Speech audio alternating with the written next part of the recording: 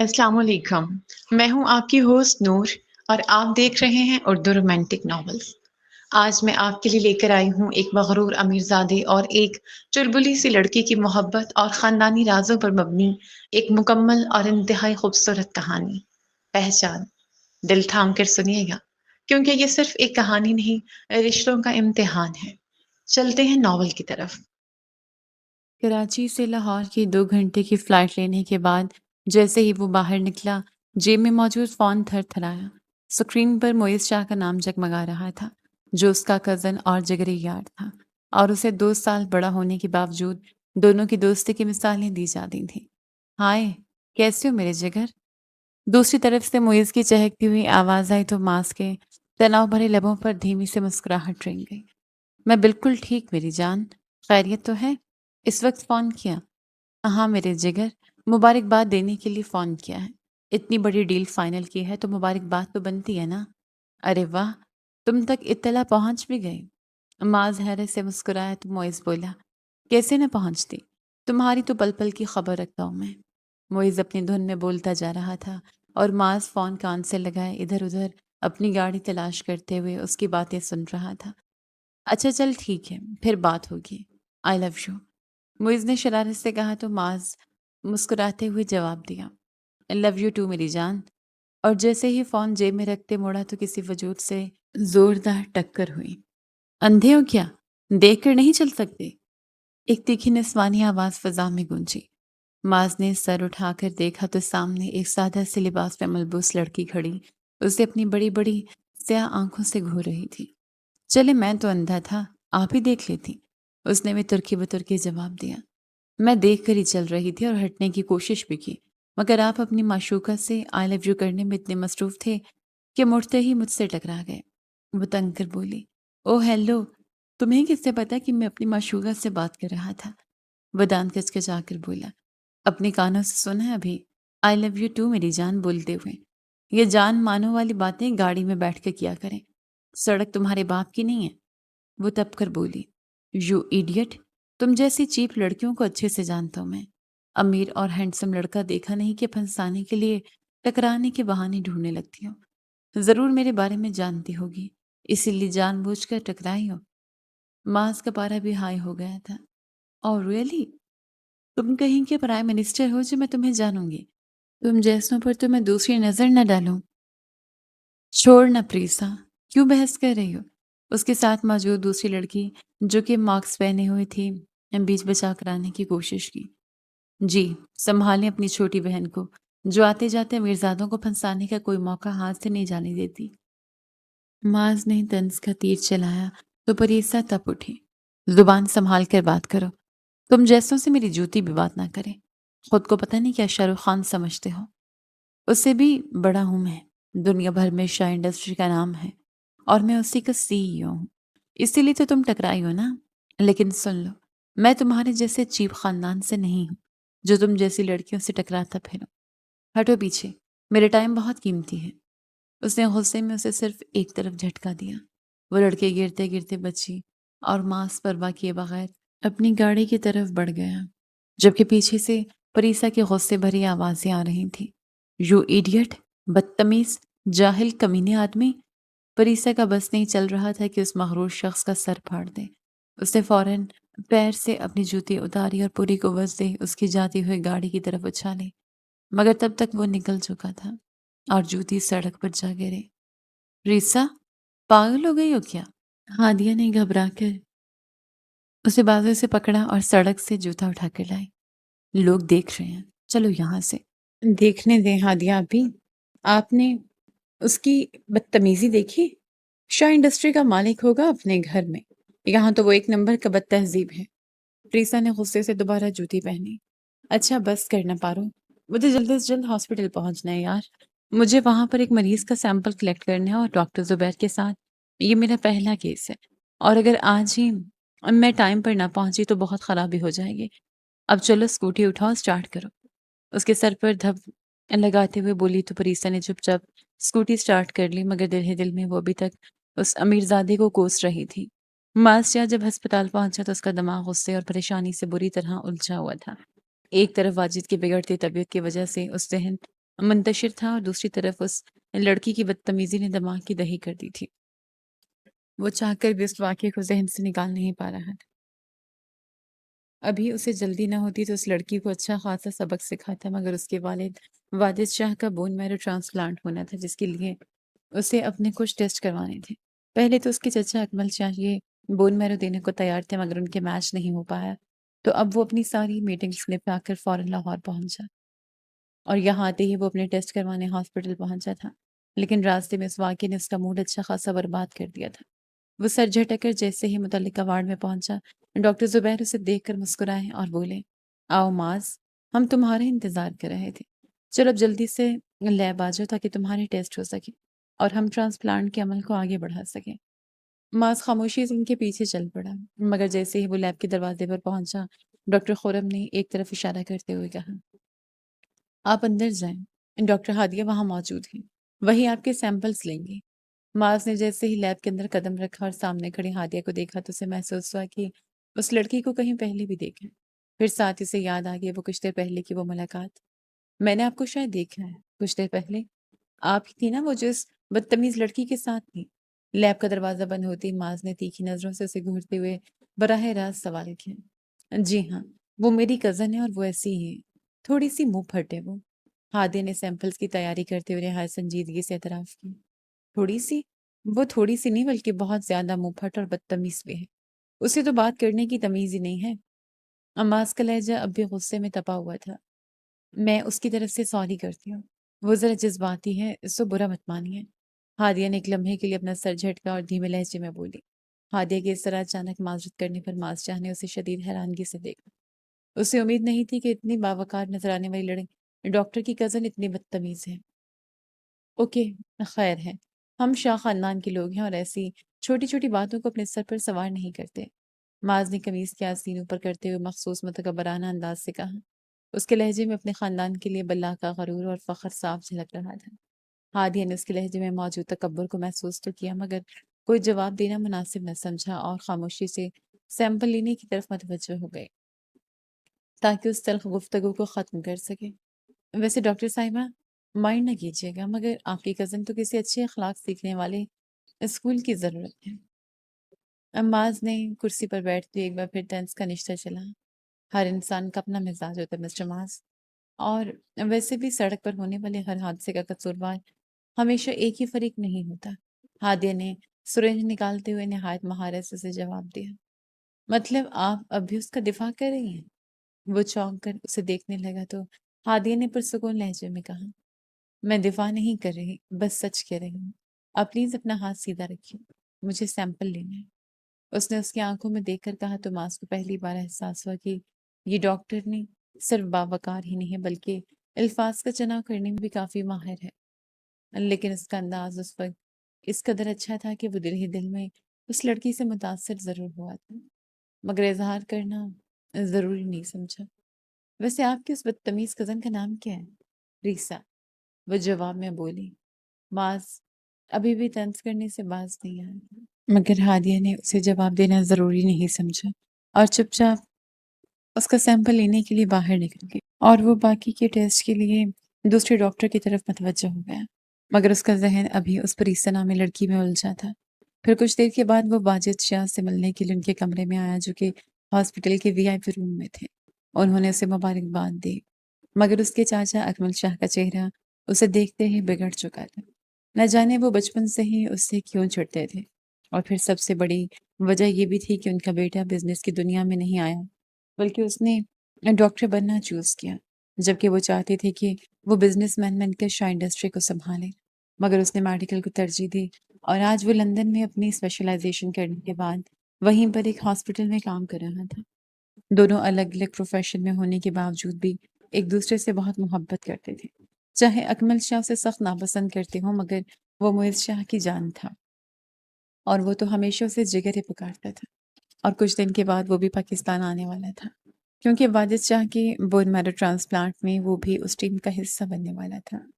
کافی دیر تک وہ وہیں پر بیٹھا رہا، پھر وہ گھر کے لیے روانہ ہو گیا۔ اگلے 3 دن وہ ہاسپٹل میں آتا رہا تھا اور گھنٹوں واجد شاہ کے پاس بیٹھا رہتا تھا، اور اس دوران اس کی ڈاکٹر ہادیہ سے 2-3 بار ملاقات ہوئی تھی۔ آج بھی جب وہ والد شاہ کو دیکھنے آئے تو اس کا دھیما اور پروقار انداز دیکھ کر وہ اسے دیکھتا ہی رہ گیا اور اس کا ذہن کچھ تانے بانے بن رہا تھا۔ ارے مت سوچ مت سوچ، اس کی کزن بہت بدتمیز ہے، ایسے بدتمیز خاندان میں تم بالکل نہیں جانا چاہو گے۔ اس نے خود کو ڈپٹتے ہوئے اپنی نگاہوں کا رخ پھیرا، مگر پھر سے نگاہیں پلٹ کر اس کی جانب جا رہی تھیں اور فون کی گھنٹی بجنے پر اس کا ارتکاز ٹوٹا۔ اس نے اسکرین کی جانب دیکھا تو معیز کا فون تھا۔ ارے جگر، 2-4 دن تک پہنچ رہا ہوں میں، دوسری طرف سے معیز شاہ نے کہا۔ ارے میری جان، استقبال کے لیے بالکل تیار رہوں گا۔ ویسے تمہارے لیے میں نے ایک ہمسفر بھی ڈھونڈی ہے، بڑی زبردست ہے، تمہارے ساتھ بہت جچے۔ وہ باہر نکلتے ہوئے ہادیہ کو دیکھتے بولا۔ ارے واہ، کون ہے بھائی؟ معیز شاہ نے چہک کر پوچھا۔ تمہاری طرح ڈاکٹر ہے، پروقار ہے مگر خاندان بہت چھوٹا ہے۔ مجھے کیا لگتا ہے ویسے تو جچے گی مگر خاندان سے مار کھا رہی ہے۔ اس کی بات پر معیز شاہ کہہ لگا کر ہنس پڑا۔ ارے جانی، اگر وہ اچھی ہے تو خاندان کا چار ڈالنا ہے کیا؟ اچھا چل چھوڑ، یہ بتا اب کیا کر رہا تھا؟ اسی لڑکی کو دیکھ رہا تھا؟ ترنت بولا۔ حد ہے بھائی، میری بیوی کو دیکھنے کی تجھے کس نے پرمیشن دی؟ میں خود دیکھ لوں گا اسے، تم پلیز اپنی نگاہیں نیچے رکھو۔ دوسری طرف سے شرارتی انداز میں معیز نے کہا کہ وہ کہہ لگا کر ہنس پڑا۔ پھر مسکراتے ہوئے اس نے فون بند کر دیا۔ کچھ ہی دیر میں اس کی رپورٹس آنے والی تھی، مگر وہ جانتا ہی نہیں تھا کہ اس رپورٹ کے آنے کے بعد اس کی پوری زندگی کا مطلب ہی بدل جائے گا۔ معاذ شاہ اس وقت ہاسپٹل کے کارڈور کی دیوار سے لگا زمین پر بیٹھا یکٹک سامنے دیوار کو دیکھ رہا تھا۔ ایک پل میں اس کے پیروں تلے سے زمین کھسک چکی تھی، ایک پل میں اس کی پہچان چھن چکی تھی۔ دل چاہ رہا تھا کہ وہ دھاڑے مار مار کر اتنا روئے کہ اس کے ساتھ زمین آسمان تک رونے لگ جائے۔ دل چاہ رہا تھا اپنے مجرم سے ایک بار پوچھے کہ کیوں انہوں نے ایسا کیا، مگر وہ مجرم وہ عورت تھی جس کا دودھ پی کر اس نے اپنے ننھے ننھے قدموں پر چلنا شروع کیا تھا۔ وہ ماں تھی جو اسے دیکھ کر جیتی تھی۔ ابھی کچھ دن پہلے تو وہ اپنی اتنی بڑی ڈیل ڈن کر کے اپنے شاہ خاندان کا نام روشن کر کے آیا تھا، اور وہ آج اپنے والد شاہ کو بون میرو دینے والا تھا، جس کے لیے اس کے کچھ ٹیسٹ ہونے تھے۔ مگر ڈاکٹر نے ٹیسٹ کرنے کے بعد کہا کہ اس کا ڈی این اے والد شاہ سے میچ نہیں ہوتا۔ تب سب نے بیگم واجد کی طرف حیرانگی سے دیکھا۔ دوبارہ پھر سے ڈی این اے کیا گیا مگر اس کا ڈی این اے نہ بیگم واجد سے میچ ہوا اور نہ ہی واجد صاحب سے۔ اور تب بیگم واجد نے وہ بات بتائی جس نے اس کے پیروں تلے سے زمین ہی نکالی تھی۔ انہوں نے بتایا کہ وہ شاہ خاندان کا خون ہی نہیں ہے، وہ شاہ خاندان جس نام کا ڈنکا دنیا بھر میں بجتا تھا، جس نام پر وہ فخر کرتا تھا، وہ نام اس کا تھا ہی نہیں۔ کیوں کیا تم نے ایسا بہو؟ اور کون ہے یہ بچہ؟ اگر یہ ہمارا خون نہیں ہے تو یہ کون ہے؟ ہمیں سب کچھ جاننے کا حق ہے۔ اکبر شاہ کی آواز میں غصہ تھا۔ بیگم واجد ہچکیاں لیتے ہوئے روتی ہوئے سب بتانے لگی۔ برسوں پہلے والد شاہ نے مجھ سے کہا کہ مجھے بیٹا ہی ہونا چاہیے، کیونکہ وہ چاہتے ہیں کہ جس طرح اکمل شاہ کے ہاں بیٹا ہوا ہے ان کے ہاں بھی بیٹا ہو، اور بیٹے کے علاوہ وہ کچھ نہیں چاہتے۔ اگر بیٹی ہوئی تو وہ مجھے طلاق دے دیں گے۔ میں ڈر گئی جب مجھے پتا چلا میری بیٹی ہوگی۔ میں نے اپنی ڈاکٹر دوست کے ساتھ مل کر سارا کچھ پلان کر لیا، اور آپ لوگوں کے آنے سے قبل ہی مجھے بیٹی ہوئی جو میں نے بنا دیکھے ساتھ والے روم میں موجود اس فیملی کو دے دی، جن کے یہاں بھی پہلے اولاد تھی، مگر ان کا ایمان اس قدر پختہ تھا کہ ہر ایک کے منہ سے میں نے سنا کہ وہ کہہ رہے ہیں بیٹی ہو یا بیٹا ان کے لیے برابر ہے۔ تو میں نے اپنی بیٹی ان کے بیٹے سے بدل لی، مگر وہ بیٹی پا کر بھی بہت خوش تھے، اور میں پرسکون ہو گئی کہ میری بیٹی کو دنیا جہاں کی آسائشیں دیں گے۔ میں نہیں جانتی وہ کہاں ہے، مگر میں اتنا جانتی ہوں جہاں بھی ہوگی وہ خوش ہوگی۔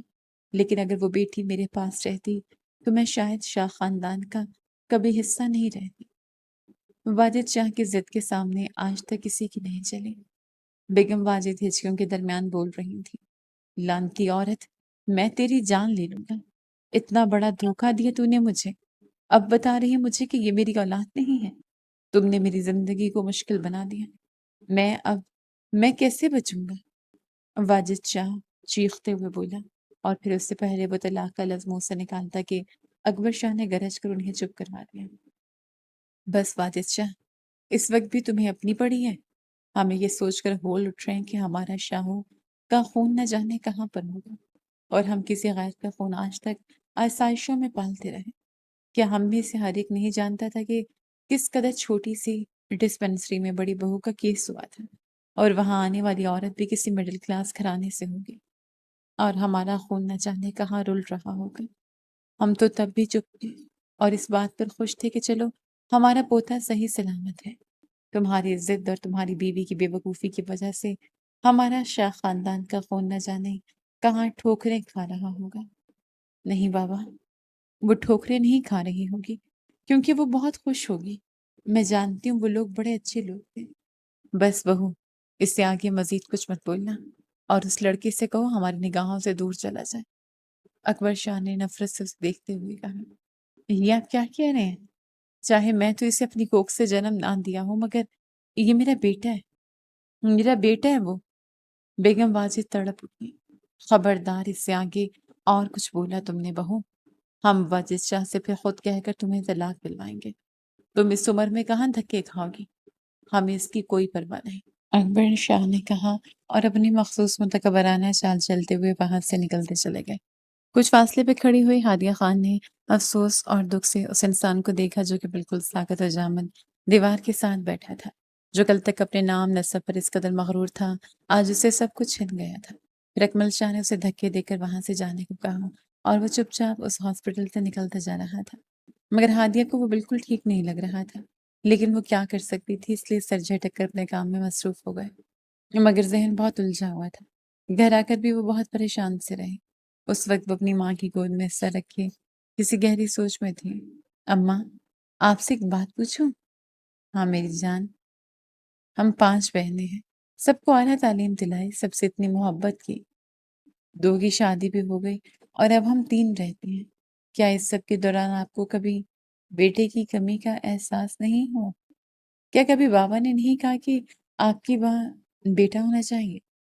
लोग तो पहली औलाद बेटा मांगते हैं, आपकी तो 5 बेटियां हैं। आप कहती हैं बाबा ने तब भी देके बांटी और मेरी बार तो आपने कहा कि मैं आपकी पहली बेटी हूँ, तो तब बाबा ने 7 दिन देके उतारी थी और लोग कहते हैं कि बेटे के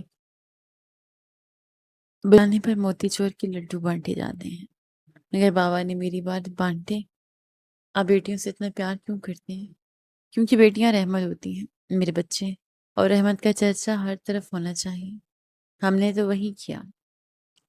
उसके सवाल पर जवाब नाला बेगम की बजाय प्रोफेसर हसन खान ने दिया। वो तो ठीक है बाबा, बेटियां रहमत हैं, लेकिन बेटे भी तो नेमत होते हैं ना। आपके दिल में नेमत की ख्वाहिश नहीं हुई? और क्या अगर आपके पहला बेटा होता तो आप खुश नहीं होते? बिल्कुल होता। रहमत हो या नेमत, दोनों ही अल्लाह की देन है, लेकिन हर चीज़ रहमत का सवाल नहीं होता। अल्लाह की देन है हर चीज़, बड़ी वसी होती है, लेकिन नेमत का सवाल होगा। इसलिए मैं इतनी रहमतें होने पर इतना खुश हूँ। मुझे अल्लाह ने वसी रहमतों से नवाजा है और मेरी बेटी मेरा मान है और किसी बेटे से कम नहीं। प्रोफेसर हसन खान के लहजे में फ़ख्र था। बेटी तो बेटी होती है ना बाबा, वो कभी बेटा नहीं बन सकती और ना ही आपका वारिस। वो जवाबन अफसरदा लहजे में बोली, ये कैसी बात कर रही हो तुम बेटी? आप मेरी बेटी हो। आपसे किसने कहा कि बेटी बेटा नहीं बन सकती? बेटा ही तो बेटियां बनती हैं। बेटियां ही तो होती हैं जो आपके घर से रहमत होने के बाद भी अपना दिल यहीं छोड़ जाती हैं। मैंने ज़िंदगी में अकेले बेटों के बाप को रुलते देखा, मगर मैं किसी की बेटी को नहीं। इसीलिए तो रहमत हुआ करती हैं ये बेटियां। और रही बात वारिस की, तो बेटियां कौन सा वारिस नहीं होती? वो भी तुम बाप का ही खून हो। वो तुम्हें रहमत बोने के साथ साथ जन्नत में ले जाने की ज़मानत भी किया है। कि अल्लाह की जेब ने नहीं फरमाया कि जिसकी 2 बेटियां होती हैं, उसने उनकी अच्छी परवरिश की और उन्हें अच्छी तरह रुखसत किया, तो वो क़यामत के दिन मेरी इस 2 उँगलियों के बराबर होगा। और अल्लाह के नबी ने अंगिश्ते शहादत और उसके साथ वाली उँगली को मिलाते हुए कहा, यानी इतने करीब। देखिए कितनी बड़ी खुशखबरी है ये, और मैं इस खुशखबरी से महरूम नहीं रहना चाहता। इसलिए मैं अपनी बेटियों को इतनी मोहब्बत देता हूँ। उन्होंने मोहब्बत से कहते उसका माथा चूमा और ईशा की नमाज के लिए बाहर की जानिब बढ़ गए। ईशा की नमाज के बाद मस्जिद में मामूल के मुताबिक सुकून था, मगर सुकून से टेक लगाए बैठे उस वजूद के अंदर जैसे तूफान बरपा था। प्रोफेसर حسن خان جب نماز ادا کرنے کے بعد باہر نکلنے لگے تو ان کی نظر اس نوجوان پر پڑی۔ اس کا قیمتی سوٹ اب شکن آلود ہو چکا تھا اور بکھرے بال اس کی اجڑے ہوئے حال کا پتہ دے رہے تھے، مگر اس کے چہرے کی وضاحت کسی بڑے گھرانوں کی چغلی کھا رہی تھی۔ بیٹا، تم یہاں اس طرح کیوں بیٹھے ہو؟ اب تو مسجد کے دروازے بند ہونے کا وقت ہے۔ پروفیسر حسن خان نے اس کے قریب جا کر نہایت نرمی سے پوچھا۔ باز نے بوجھل پلکیں اٹھا کر انہیں دیکھا۔ اس کی آنکھوں میں وہ غرور نہیں تھا جو اس کی شخصیت کا خاصہ تھا، بلکہ وہاں صرف ایک گہرے خالی خاموشی تھی۔ کیا میں یہاں ٹھہر نہیں سکتا؟ کیا اللہ کا گھر بھی اب میرے لیے بند ہو جائے گا؟ اس کی آواز میں ایک ایسی شکستگی تھی کہ پروفیسر صاحب کا دل لرز اٹھا۔ نہیں بیٹا، اللہ کا گھر کسی کے لیے بند نہیں ہوتا، مگر دیکھو رات بہت ہو گئی ہے تو مسجد کو سیکیورٹی ایشو کی وجہ سے بند کرنا پڑتا ہے۔ اگر تمہارا گھر یہاں سے دور ہے تو میرے ساتھ چلو۔ میں اس مسجد کی انتظامیہ سے ہوں۔ میرے گھر میں تمہاری مہمان نوازی کر کے مجھے خوشی ہوگی۔ انہوں نے اس کا کندھا تھپتھپاتے ہوئے پیشکش کی۔ میرا کوئی گھر نہیں ہے، میرا بھی اس دنیا میں کوئی ٹھکانہ نہیں رہا۔ معاذ نے تلخی سے ہنس کر جواب دیا، جیسے اپنی تقدیر کا مذاق اڑا رہا ہے۔ پروفیسر صاحب کو اس کی حالت دیکھ کر اندازہ ہو گیا کہ یہ بچہ کسی گہرے صدمے میں ہے۔ انہوں نے ایک بار پھر اصرار کیا کہ وہ ان کے ساتھ چلے، مگر معاذ نے سر جھکا کر خاموشی اختیار کر لی۔ ہار کر پروفیسر صاحب نے مؤذن کو بلا کر تاکید کی کہ اس کے لیے یہی بستر بچھا دیں اور پھر بھائی دل کے ساتھ گھر لوٹ گئے۔ اگلی صبح فجر کی نماز کے لیے جب پروفیسر حسن چمن مسجد پہنچے تو مؤذن نے بے بکر انہیں روکا۔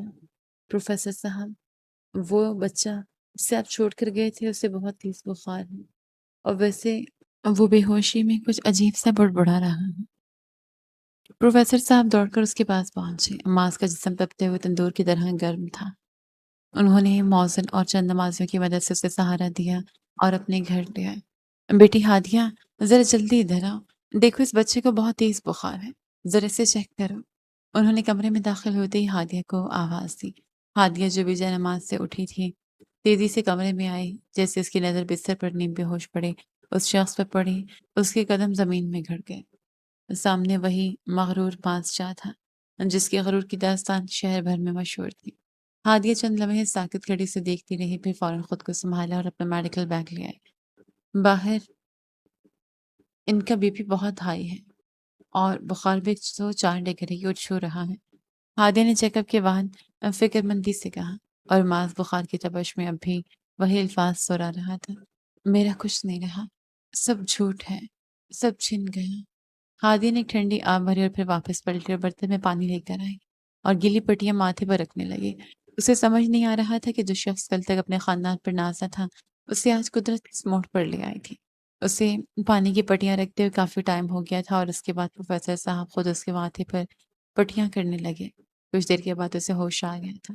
وہ حسن خان صاحب کو دیکھ کر حیران ہوا اور پہچاننے کی کوشش بھی کر رہا تھا۔ انہوں نے آواز دی کر نائلہ بیگم سے ناشتہ لانے کو کہا اور تھوڑی دیر میں وہ ناشتہ لے کر حاضر ہوئی۔ اسے ناشتہ کروانے کے بعد پروفیسر صاحب نے اسے میڈیسن دے کر آرام کرنے کو کہا اور چپ چاپ سونے کی کوشش کرنے لگا، اور جلدی اس کی آنکھیں بوجھل ہوتی چلی گئیں۔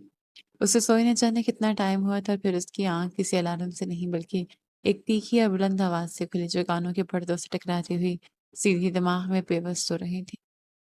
ہادیہ، آپ ہی، رانا، صفا، کہاں چلے گی سب کی سب؟ جلدی باہر آ ورنہ آج کوئی نہیں بچے گا۔ وہ آواز اتنی جاندار اور بلند تھی کہ معاذ نے جھنجلا کے پاس پڑا، تکیہ اپنے کانوں پر رکھ لیا، مگر اس آواز کی گونج کم ہونے کا نام نہیں لے رہی تھی۔ شدید سر درد اور بخار کی نکاہت کے باوجود اس کے اندر کی جھنجلاہٹ اسے بستر سے اٹھنے نہیں دے رہی تھی، مگر یہ آواز اسے لیٹنے نہیں دے رہی تھی۔ وہ لڑکھڑاتے قدموں سے اٹھا کمرے سے باہر صحن کی طرف بڑھا۔ جیسے ہی وہ دہلیز پر پہنچا، سامنے کا منظر دیکھ کر اس کے قدم وہیں ساکت رہ گئے۔ صحن کے بیچوں بیچ وہیں پریسا نامی طوفان لڑکی ہاتھ میں پانی کا پائپ تھامے کھڑی تھی، اور پائپ کا رخ 2 اور لڑکیوں کی طرف تھا جو چیختے چلاتی ادھر ادھر بھاگ رہی تھیں۔ یہ لو رانا، یہ تمہارے صبح والے لیکچر کا بدلہ ہے، اور صفا تم تو بالکل مت چھپو، آج تمہارا یہ نیا جوڑا بھی نہیں بچے گا۔ فریسا کھلکھلا کر ہنستے پر پانی کے بوچھاڑ کر رہی تھی۔ پانی کی ننھی بوندیں دھوپ میں موتیوں کی طرح چمک رہی تھیں، اور پورے صحن میں کہکوں اور شور و غل کا ایک ایسا سما تھا جو معاذ کی پچھلی زندگی سے بالکل مختلف تھا اور اس کے ساتھ ساتھ ناقابل یقین بھی۔ وہ شخص جو کل تک اس لڑکی کو چیپ خاندان کا طعنہ دے کر گیا تھا، آج اسی چیپ خاندان کے صحن میں کھڑا ان کی خوشی اور بے فکری کو دیکھ کر دنگ رہ گیا تھا۔ پریسا کا دوپٹہ اس کے گلے میں جھول رہا تھا، چہرہ پانی سے تر تھا اور اس کی آنکھیں شرارت سے چمک رہی تھیں۔ ماس کو اپنی آنکھوں پر یقین نہیں آ رہا تھا کہ جس لڑکی کی جوتی سے وہ کل بچ کر نکلا تھا، آج وہ اسی کے گھر کے آنگن میں بے ہوشی کی حالت میں لایا گیا ہے۔ اچانک پریسا کے نظر دروازے پر کھڑے اس پر پڑی اور پاپ کا رخ وہیں ٹھہر گیا۔ تم؟ اس کے منہ سے بے یقینی سے نکلا اور اس کی آواز اتنی اونچی تھی کہ صحن میں پھیلا گہکوں کا شور ایک دم خاموشی میں بدل گیا۔ یہ غرور کا پلندہ یہاں کیا کر رہا ہے؟ پریسا کا ہاتھ پائے پر جمع تھا، مگر اس کی آنکھیں ماس پر ٹھہر گئیں۔ اس کے چہرے کی وہ بے فکری ایک پل میں غائب ہوئی اور اس کی جگہ ناگواری چھلکنے لگی۔ وہ ایک قدم آگے بڑھی، پانی کا پائپ اب اس کے ہاتھ میں ہتھیار کی طرح تھا۔ ارے رانا، صفا، ذرا دیکھو تو یہ وہی شاہ انڈسٹری کا CEO ہے نا، جو کچھ دن پہلے سے ہمارے خاندان کی چیپ ہونے کا سرٹیفکیٹ دے رہا ہے سڑک کے بیچوں بیچ۔ اور جانتی ہو، خود ٹکرا کر دوسروں پر الزام ڈالنا ان کا پسندیدہ مشغلہ ہے۔ اس کا لہجہ ذہن میں بجھا ہوا تھا، وہ ہر لفظ کو چبا چبا کر بول رہی تھی۔ رانا اور صفا جو پہلے تو خاموش کھڑی تھیں، اب ایک دوسرے کو دیکھتے ہوئے ماس کی طرف مڑیں۔ ان کے چہروں پر موجود حیرانی اور ناپسندیدگی کے ملے جلے تاثرات بتا رہے تھے کہ وہ غائبانہ طور پر اس سے متعارف ہو چکے ہیں۔ ویسے یہ یہاں کیا کر رہے ہیں؟ اوہ، کہیں یہ یہاں اپنے معشوقہ کو ڈھونڈتے ہوئے غلطی سے تو نہیں آ گیا؟ ان کو سڑک پر چلتے اپنے معشوقہ سے آئی لو یو بولنے کا بھی بہت شوق ہے، ریسا نے بولتے ہوئے ایک زوردار طنزیہ کہہ کر لگایا۔ ماں خاموش کھڑا اسے دیکھتا رہ گیا۔ سر درد اور بخار کی عقاہت اسے بولنے سے روک رہی تھی، مگر پریسا کے الفاظ اسے کسی کوڑے کی طرح لگ رہے تھے۔ وہ شخص جو کل تک اپنے نام و نسب پر مغرور تھا، آج اسی پریسا کے سامنے بے بس کھڑا تھا۔ کیوں خاندانی آدمی؟ اب کیا ہوا؟ زبان کو زنگ لگ گیا یا پھر سانپ سونگھ گیا ہے؟ شاہ انڈسٹری کے مالک صاحب، کچھ تو بولو۔ پریسا اس کے اور قریب آ گئی، اس کی آنکھیں ماس کے چہرے پر جمی ہوئی تھی۔ وہ چاہتی تھی کہ ماز اسے کچھ کہے، کچھ لڑے، مگر وہ تو بس خاموش کھڑا اسے دیکھ رہا تھا۔ پریسا نے پائپ ایک طرف پھینک کر ہاتھ سینے پر باندھ لیے اور تیکھی نظروں سے اسے تکنے لگی۔ لگتا ہے موصوف اپنی زبان بھی کہیں بھول آئے ہیں، کہتے ہیں تو تلاش کر دوں۔ پریسا کا لہجہ بددستور کڑوا تھا۔ ماس نے گہرا سانس لیتے اپنا سر تھاما، اس کا سر چکرا رہا تھا۔ وہ بس وہاں سے نکل جانا چاہتا تھا۔ اسی لمحے ہادیہ کمرے سے باہر نکلی اور سامنے کا منظر دیکھ کر ٹھٹک گئی۔ ماس نے جب اسے دیکھا تو اس لمحے کو وہ بھی چونکا، مگر پھر اس نے غصے اور بیزاری سے سر جھٹکا اور لڑکھڑاتے قدموں سے صدر دروازے کی طرف بڑھنے لگا۔ اسے اس گھر میں ایک پل بھی نہیں رکنا تھا۔ ارے بیٹا، کہاں جا رہی ہو؟ ابھی تو تمہاری طبیعت ٹھیک نہیں ہے۔ پروفیسر حسن خان جو ابھی بھی باہر سے آئے تھے، اسے جاتے دیکھ کر فوراً آگے بڑھے اور اسے روکنے کی کوشش کی۔ ماز نے تڑپ کر اپنا ہاتھ چھڑانا چاہا، مگر کمزوری آڑے آ گئی۔ نہیں بیٹا، تم نہیں جاؤ، میں تم سے معذرت چاہتا ہوں۔ یہ میری بچی کچھ زیادہ ہی بولتی ہے، اس کی باتوں کا برا مت ماننا۔ پروفیسر صاحب نے نہایت عاجزی بھرے لہجے میں کہا تو معاذ شاہ جیسی مغرور انسان جو کہ اپنے انسلٹ ہونے پر کسی کو بخشتا نہیں تھا، وہ اس بزرگ کے کہنے پر چپ چاپ پلٹ آیا۔ ماموں، آپ یہ کیا کر رہے ہیں؟ آپ کیوں سے معذرت کر رہے ہیں؟ پریسا دوڑتی ہوئی آئی اور پروفیسر صاحب کے برابر کھڑی ہو گئی۔ آپ کو نہیں معلوم یہ کتنا آروگنٹ ہے؟ اس نے کچھ دن پہلے ہمارے سامنے ہمارے خاندان کی توہین کی تھی۔ پریسا کی آواز میں اب بھی وہی تیکھا پن تھا۔ بس چپ، اس سے آگے ایک لفظ نہیں بولیں گے آپ۔ یہ ہمارے مہمان ہیں اور ہمارے یہاں مہمان کی بے عزتی نہیں کی جاتی۔ معاذ نے ایک نظر پریسا پر ڈالی اور پھر پروفیسر صاحب کے نورانی چہرے کو دیکھا۔ اسے سمجھ نہیں آ رہا تھا کہ وہ یہاں سے بھاگ جائے یا اس شفقت کے بوجھ تلے دب کر وہیں رو پڑے۔ اس کا وہ خاندانی غرور جو پہلے ہی ٹوٹ چکا تھا، اب ان لوگوں کی سادگی اور اخلاق کے سامنے مزید مٹی ہو رہا تھا۔ مجھے جانے دے، میرا یہاں کوئی کام نہیں ہے، معاذ نے دبی دبی آواز میں کہا، مگر اس کی آواز میں اب وہ پہلی والا روب نہیں تھا، بلکہ ایک عجیب سی بے بسی تھی۔ مگر پروفیسر صاحب کے سامنے معاذ کو آخرکار ہتھیار ڈالنے ہی پڑے۔ اسے دوبارہ کمرے میں بٹھایا گیا۔ کچھ دیر بعد ہادی اپنے پیالے میں گرما گرم کھچڑی لیے داخل ہوئی۔ بھاپ اڑاتی اس کھچڑی کی خوشبو پورے کمرے میں پھیل گئی۔ یہ لیجیے، امی نے آپ کے لیے کھچڑی بنائی ہے۔ بخار کی حالت میں یہی ہلکا پھلکا لینا چاہیے تاکہ معدے پر بوجھ نہ پڑے۔ ہادیہ نے پیالہ میز پر رکھتے ہوئے دھیمے لہجے میں کہا۔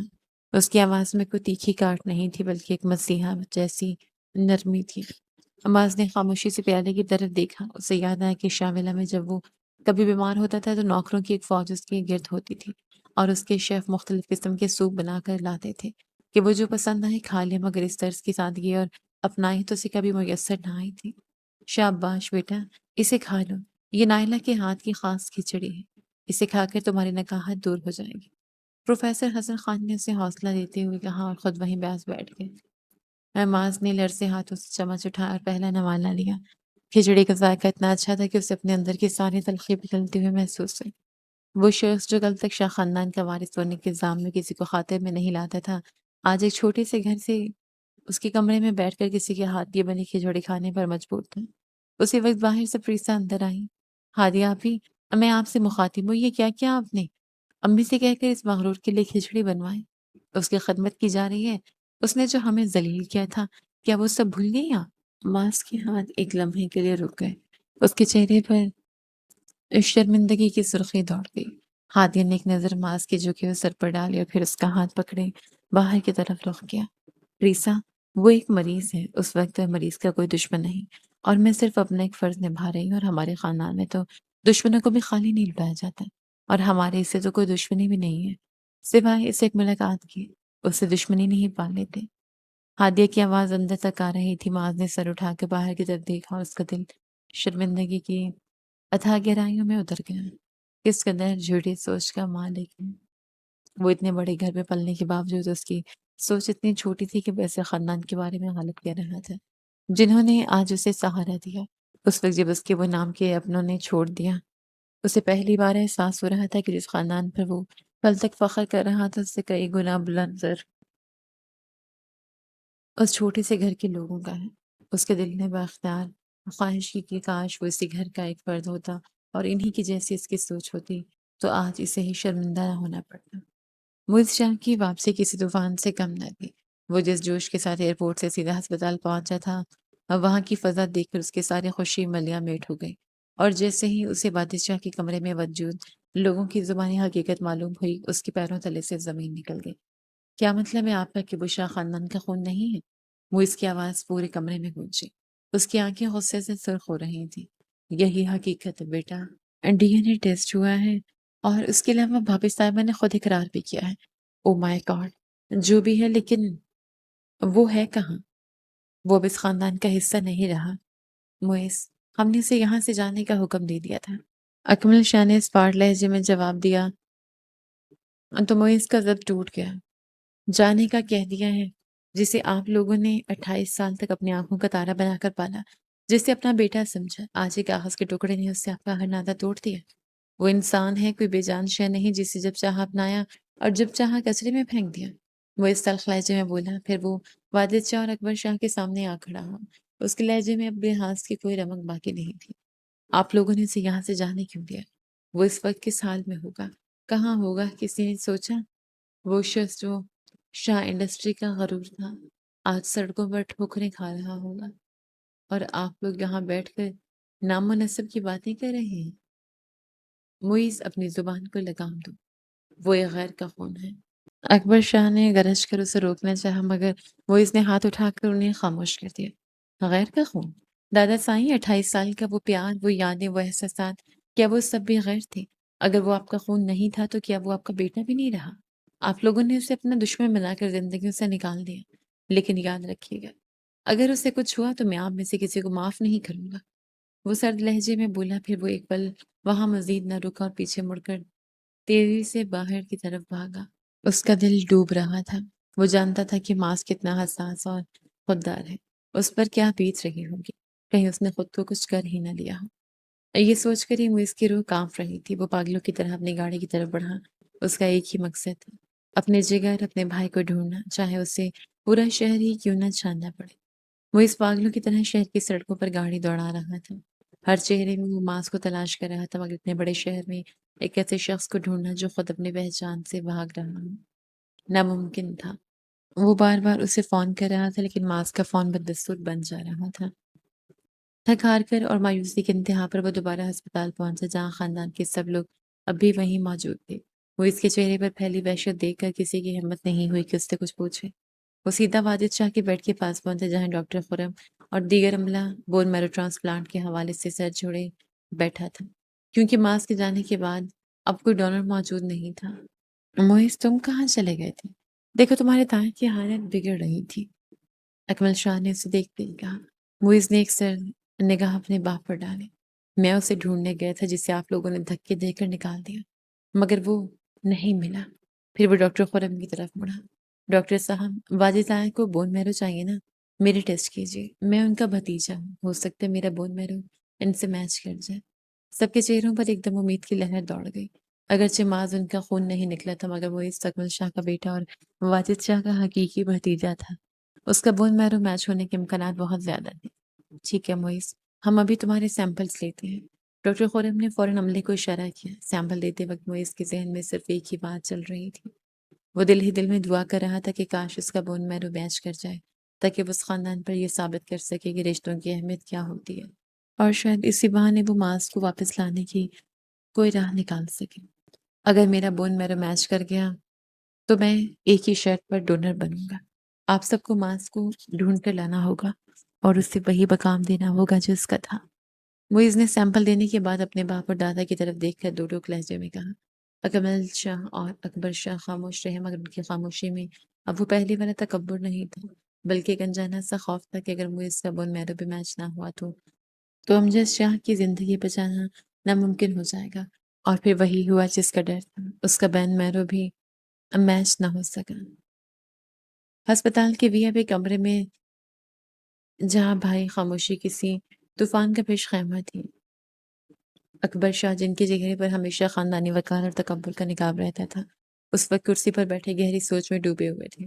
انہیں اندازہ ہو چکا تھا کہ ان کا بڑا پوتا بھی واجد شاہ کی جان بچانے میں ناکام رہا ہے۔ اکبر شاہ نے گہرا سانس لیا اور ان کی نظر میں ایک عجیب سی چمک کی لہر ابھری۔ انہوں نے موئز شاہ کو اپنے قریب بلایا، جو اس وقت دیوار سے ٹیک لگائے اپنی ہی سوچوں میں گم تھا۔ موئز، اب صرف ایک ہی راستہ بچا ہے۔ اس ہسپتال کا ریکارڈ نکالو اور اس ڈسپنسری کا پتہ لگاؤ جہاں واجد کی بیوی کا کیس ہوا تھا۔ ہمیں اس ڈاکٹر تک پہنچنا ہے جس نے واجد کی بیٹی اس مڈل کلاس فیملی کو دی تھی۔ اکبر شاہ کی گرجدار آواز گونجی۔ موئز نے حیرت سے اپنے دادا کو دیکھا۔ لیکن دادا جی، اب ان لوگوں کو ڈھونڈنے کا کیا فائدہ؟ فائدہ ہے، خون خون کو پکارتا ہے۔ اگر تمہارا بون میرو میچ نہیں ہوا تو واجد کی اپنی بیٹی کا بون میرو اسے زندگی دے سکتا ہے۔ جاؤ اور اس لڑکی کو ڈھونڈ نکالو، وہی اب شاہ خاندان کی آخری امید ہے۔ اکبر شاہ نے سختی سے کہا، آپ نے اپنے خاندان پر تو قیامت توڑ دی، اب دوسرے خاندان پر کیوں توڑنا چاہتے ہیں؟ کیونکہ میرا بیٹا اس وقت زندگی اور موت کی جنگ لڑ رہا ہے۔ میں نے جو کہا کہہ دیا، وہ کرو۔ اکبر صاحب کے لہجے میں گرج تھی۔ موئز نے ایک نظر اپنے تائیں واجد شاہ کے زرد پڑتے چہرے پر ڈالی اور سر جھکا کر باہر کی طرف نکل گیا۔ ادھر ڈاکٹر خرم نے بھی اپنی ٹیم کو الرٹ کر دیا تھا کہ وہ باہر سے کسی موضوع ڈونر کے لیے کوشش تیز کر دے، کیونکہ وقت تیزی سے ہاتھ سے نکل رہا تھا۔ موئز شاہ کے ماتھے پر سوچوں کی گہری لکیریں تھیں۔ وہ اور اس کا دوست نوفل شہر کی پرانی گلیوں کی خاک چھانتے ہوئے بالآخر اس ریٹائرڈ لیڈی ڈاکٹر کے سامنے جا کھڑے ہوئے جس کے پاس 28 سال پرانا وہ راز دفن تھا۔ دیکھیے، میں آپ پر کسی قسم کا کوئی کیس بھی نہیں کروں گا، کیونکہ اس میں ہمارے اپنے بھی شامل تھے۔ بس آپ سے التجا ہے، پلیز ہم اس لڑکی کا پتہ دے دیجیے۔ وہ اس کے لہجے میں کوئی غصہ نہیں تھا، بس ایک عجیب سی تھکن اور التجا تھی جس نے اس بوڑھی ڈاکٹر کا دل پگھلا دیا۔ وہ بچی میں نے پروفیسر حسن خان کو دی تھی۔ ڈاکٹر نے لرزتی آواز میں اعتراف کیا۔ ایک نہایت درویش صفت انسان جو برسوں پہلے اس بچی کو اپنی بیٹی بنا کر یہاں سے لے گئے تھے، اور میری بیٹی ان کی اکیڈمی میں بھی پڑھتی رہی ہے۔ وہاں سے آپ کو پتہ چل جائے گا کہ ان کے گھر کا ایڈریس۔ اس بوڑھی ڈاکٹر نے کہتے ہوئے انہیں اکیڈمی کا ایڈریس دیا، اور موئز نے فوراً اس اکیڈمی میں پہنچ کر پروفیسر صاحب کا ایڈریس لیا۔ اس نے فوراً دادا جی کو فون ملایا۔ اس کا لہجہ دھیما مگر بہت سنجیدہ تھا۔ دادا جی، مجھے سراغ مل گیا ہے۔ وہ لڑکی پروفیسر حسن خان نامی ایک شخصی گھر میں ہے۔ میں اس وقت وہیں جا رہا ہوں۔ ٹھہر جاؤ موئز، دوسری طرف سے اکبر شاہ کی بھاری آواز آئی۔ اس آواز میں وہ پہلے والا تکبر تو تھا، مگر اس میں ایک انجانی سی لرزش بھی شامل تھی۔ تم اکیلی نہیں جاؤ گے، میں خود تمہارے ساتھ جاؤں گا۔ ہمیں خود ان سے بات کرنی ہوگی، نہ جانے وہ کس طرح کا ریئیکٹ کرے، اور اس کے علاوہ میں آئی جی صاحب سے بھی کہہ کر جاؤں گا کہ اگر پولیس کی ضرورت پڑی تو میری ایک کال پر اس ایڈریس پر پہنچ جائیں گے۔ موئز شاہ ان کی بات پر بیزار سا سوچا۔ سورج کی نرم دھوپ صحن میں پھیلی ہوئی تھی جہاں زندگی اپنی تمام توانائیوں کے ساتھ رواں دواں تھی۔ ان 10 دنوں میں معاذ شاہ کی دنیا بالکل بدل چکی تھی۔ وہ شخص جو کبھی شاہ ولا کے باہر کی دنیا کو حقیر سمجھتا تھا، آج پروفیسر حسن خان کے ساتھ ان کے گھر کے صحن میں لکڑی کے ایک پرانے سے تخت پر بھی پرسکون بیٹھا تھا۔ پروفیسر صاحب اخبار کا مطالعہ کر رہے تھے اور معاذ بھی ان کے پاس بیٹھا کتاب کے صفحات پلٹ رہا تھا، مگر اس کی توجہ کتاب سے زیادہ سامنے چٹائی پر بیٹھی اس شرارتی بلی پریسا اور پارو پر تھی، جو اپنی کزنز کے ساتھ کسی فیشن میگزین پر سر جوڑے بیٹھی تھی۔ رانا، یہ دیکھو، یہ ڈیزائن کتنا کلاسک ہے، میں تو بالکل ایسے ڈریس لوں گی۔ بلکہ صفا، تم بھی ایسے بنوانا، ہم سب میچنگ کریں گے۔ پارو کی تیکھی اور کھنکتی ہوئی آواز پورے صحن میں گونج رہی تھی۔ وہ کبھی میگزین رانا کی طرف کرتی اور کبھی صفا کی طرف۔ معاذ اخبار کی اوٹ سے زیر لب مسکراتے اسے دیکھ رہا تھا۔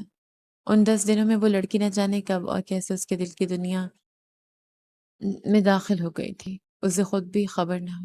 اس کی معصومیت، اس کا تیکھا پن اور اس کا ہر بات پر جھگڑنا اب اسے زہر نہیں بلکہ امرت لگتا تھا۔ جب اسے پروفیسر صاحب سے یہ معلوم ہوا کہ ریسا کے ماں باپ اس کے بچپن میں ہی اللہ کو پیارے ہو گئے تھے اور تب سے وہ یہاں آئی ان کی بیٹی بن کر رہ رہی تھی، تو ماس کے دل میں اس کے لیے ایک عجیب سی حساسیت اور اپنائیت جاگ اٹھی تھی۔ ہم دونوں ایک جیسی تو ہیں، اس نے سوچا اور ایک ٹھنڈی آہ بھری۔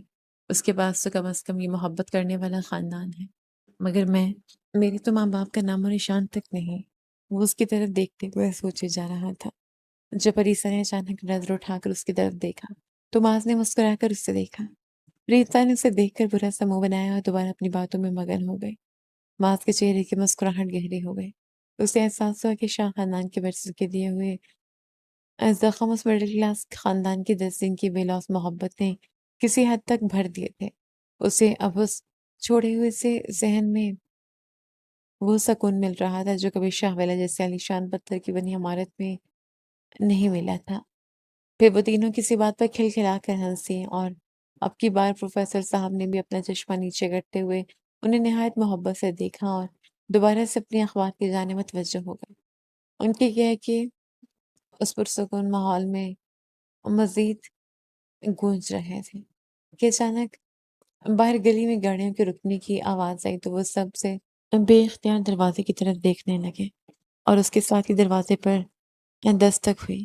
صفا بیٹی، دروازہ کھول گیا۔ پروفیسر صاحب نے آواز دی تو صفا جلدی سے دروازے کی طرف بڑھی۔